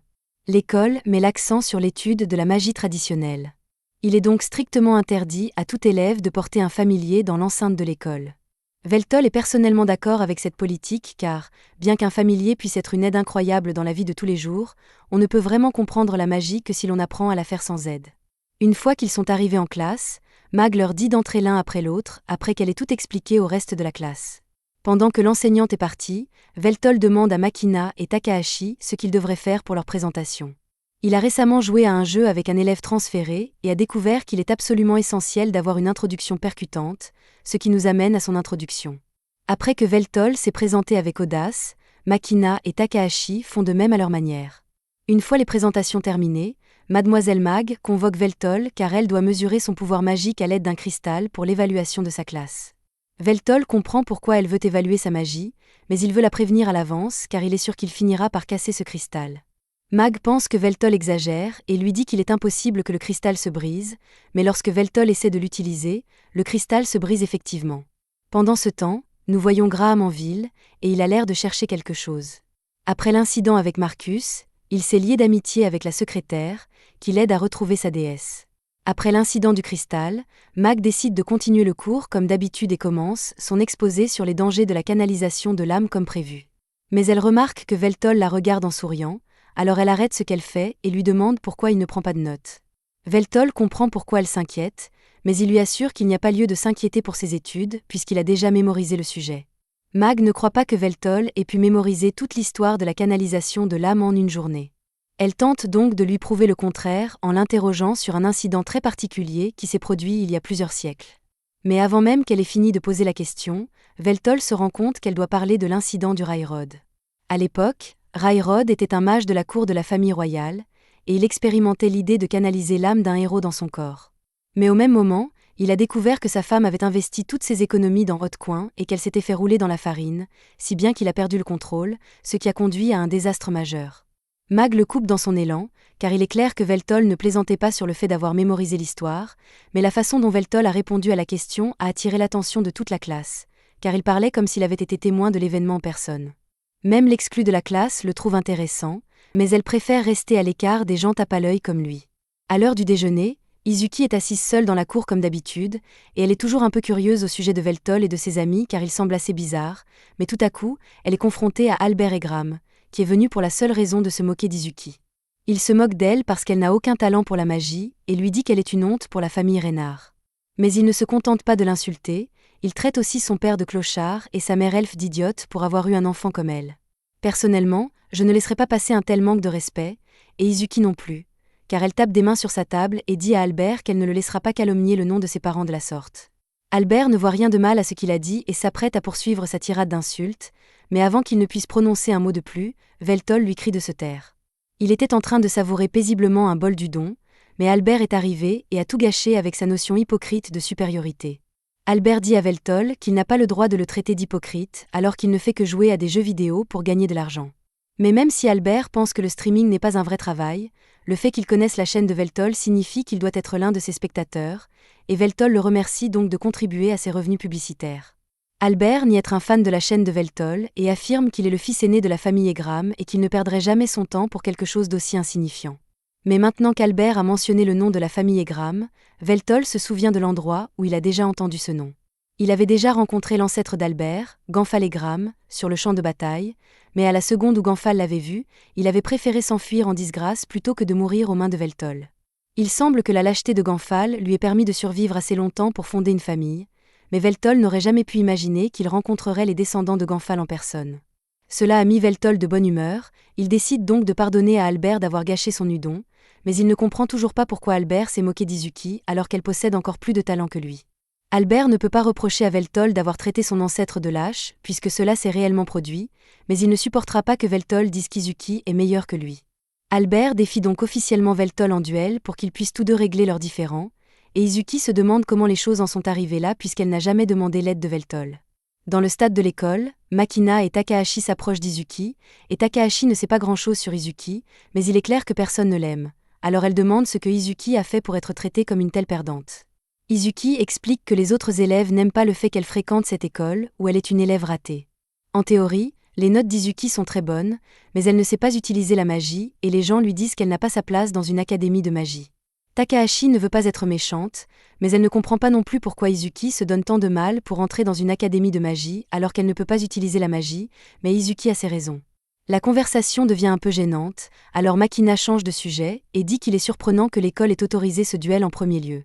Izuki leur explique que l'un des objectifs de l'académie est de former des mages capables de combattre, et que les duels sont donc encouragés à condition qu'un professeur supervise l'épreuve. Il semble que ce soit Mag qui soit chargé de superviser l'épreuve aujourd'hui, et elle demande donc à Veltol et Albert d'en finir rapidement, car la pause déjeuner va se terminer d'une minute à l'autre. Les deux hommes acceptent de faire aussi vite que possible, mais avant que le match ne commence, Veltol appelle Izuki et lui dit de regarder attentivement le match parce qu'elle est sur le point d'être témoin de sa grandeur. Cependant, Albert dit à Veltol d'arrêter d'agir comme s'il avait déjà gagné le match car il est très désavantagé, car de tous les élèves de cette école, Albert est la seule personne qui a obtenu un A+ en libération de mana, manipulation de mana et réserve de mana, donc en d'autres termes, Albert est l'élève le plus puissant de cette école.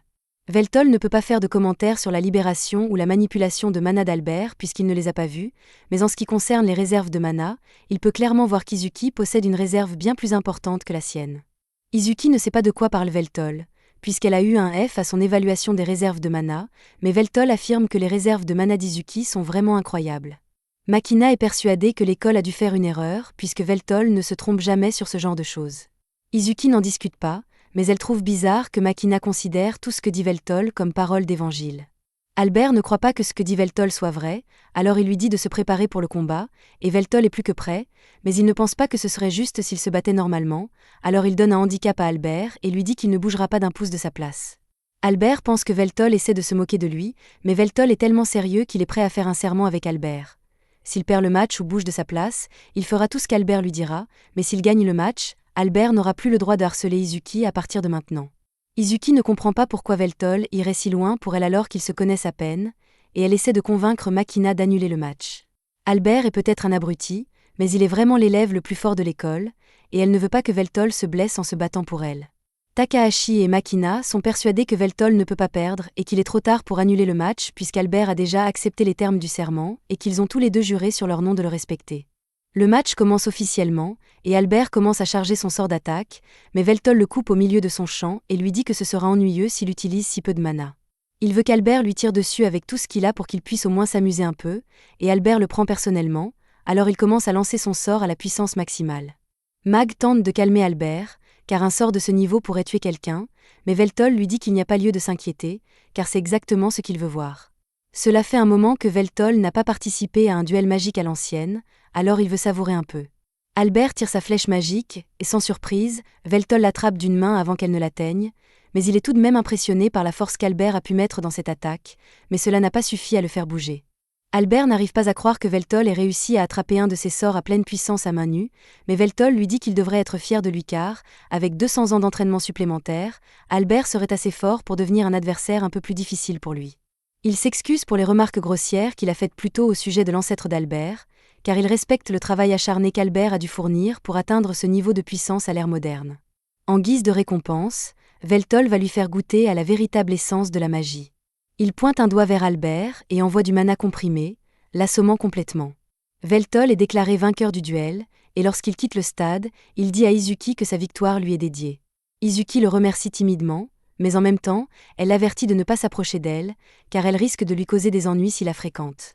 Après l'école, Veltol, Takahashi et Makina se promènent dans la ville, et Takahashi dit qu'il est surprenant qu'il y ait encore des gosses de riches comme Albert dans une école comme celle-ci. En fait, elle ne supporte pas l'école en général, car elle ne lui permet pas d'avoir sa familia et l'oblige à porter cet uniforme. Elle demande à Veltol s'il peut utiliser la magie pour ouvrir lui-même la chambre forte afin d'accélérer le voyage. Bien que cela soit techniquement possible, il ne pense pas que ce soit une bonne idée, car les anciens sceaux de ce type s'autodétruisent généralement si on les force à s'ouvrir. Ils vont donc devoir rassembler les insignes à la dure, mais comme ils ont déjà la coopération de Trat, il ne leur reste plus qu'à obtenir les 2 autres. La couronne est détenue par les représentants d'Electric Town, mais le vrai problème, c'est l'orbe qui manque. Il sera quasiment impossible de retrouver un trésor sans indice sur sa destination, mais Veltol la corrige car ils ont une très bonne piste. L'orbe qui a disparu appartient à la famille Reynard, et il se trouve qu'ils ont rencontré le chef de la famille Reynard aujourd'hui, ils pourront donc l'interroger plus tard. Pour l'instant, ils ont une autre affaire à régler puisqu'ils viennent d'arriver à destination. C'est l'autre côté d'Akihabara City, mais c'est la première fois que Veltol vient ici, alors Takahashi lui souhaite la bienvenue à Electric Town. Veltol est étonné par la densité de cette partie de la ville et souhaite l'explorer, car elle lui rappelle les labyrinthes qu'il avait l'habitude de construire, mais Takahashi l'en empêche, car cet endroit est un véritable piège à touristes. La rumeur dit que si l'on s'y perd, on peut y rester coincé pendant des jours et en ressortir ruiné. C'est pourquoi Takahashi dit qu'ils ont besoin d'un guide qui connaît bien la région, et comme par hasard, Takahashi est une spécialiste de la collecte d'informations, elle dit qu'elle connaît l'endroit idéal pour eux, un café pour femmes de chambre.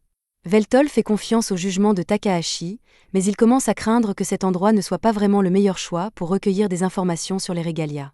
Au contraire, Takahashi lui assure que cet endroit est parfait, car toutes sortes de gens y viennent, et les servantes adorent bavarder, si bien qu'il est facile de surprendre des choses. Veltol comprend maintenant et s'excuse auprès de Takahashi d'avoir douté d'elle, car il pensait qu'elle les avait amenés ici pour s'amuser, mais en réalité, Takahashi les a amenés ici uniquement pour s'amuser. Makina ne voit pas d'inconvénient à passer du temps dans un maid-café, mais ce qui la dérange, c'est que les prix y sont incroyablement élevés. Takahashi se met soudain à hurler que ces prix sont nécessaires pour offrir l'expérience rêvée d'être servi par de joyeuses servantes. Mais Veltol et Makina ne voient pas ce qu'il y a de si spécial là-dedans puisqu'ils ont vécu la plus grande partie de leur vie immortelle en tant que membres de la royauté. Cela mis à part, Veltol est toujours en train de réfléchir à ce qui s'est passé plus tôt dans la journée avec Izuki. Elle semble faire exprès d'éviter les gens, alors essayer de la convaincre de parler avec eux va probablement l'inciter à les éviter encore plus. C'est dommage, car Makina apprécie beaucoup Izuki, qui semble être une bonne personne.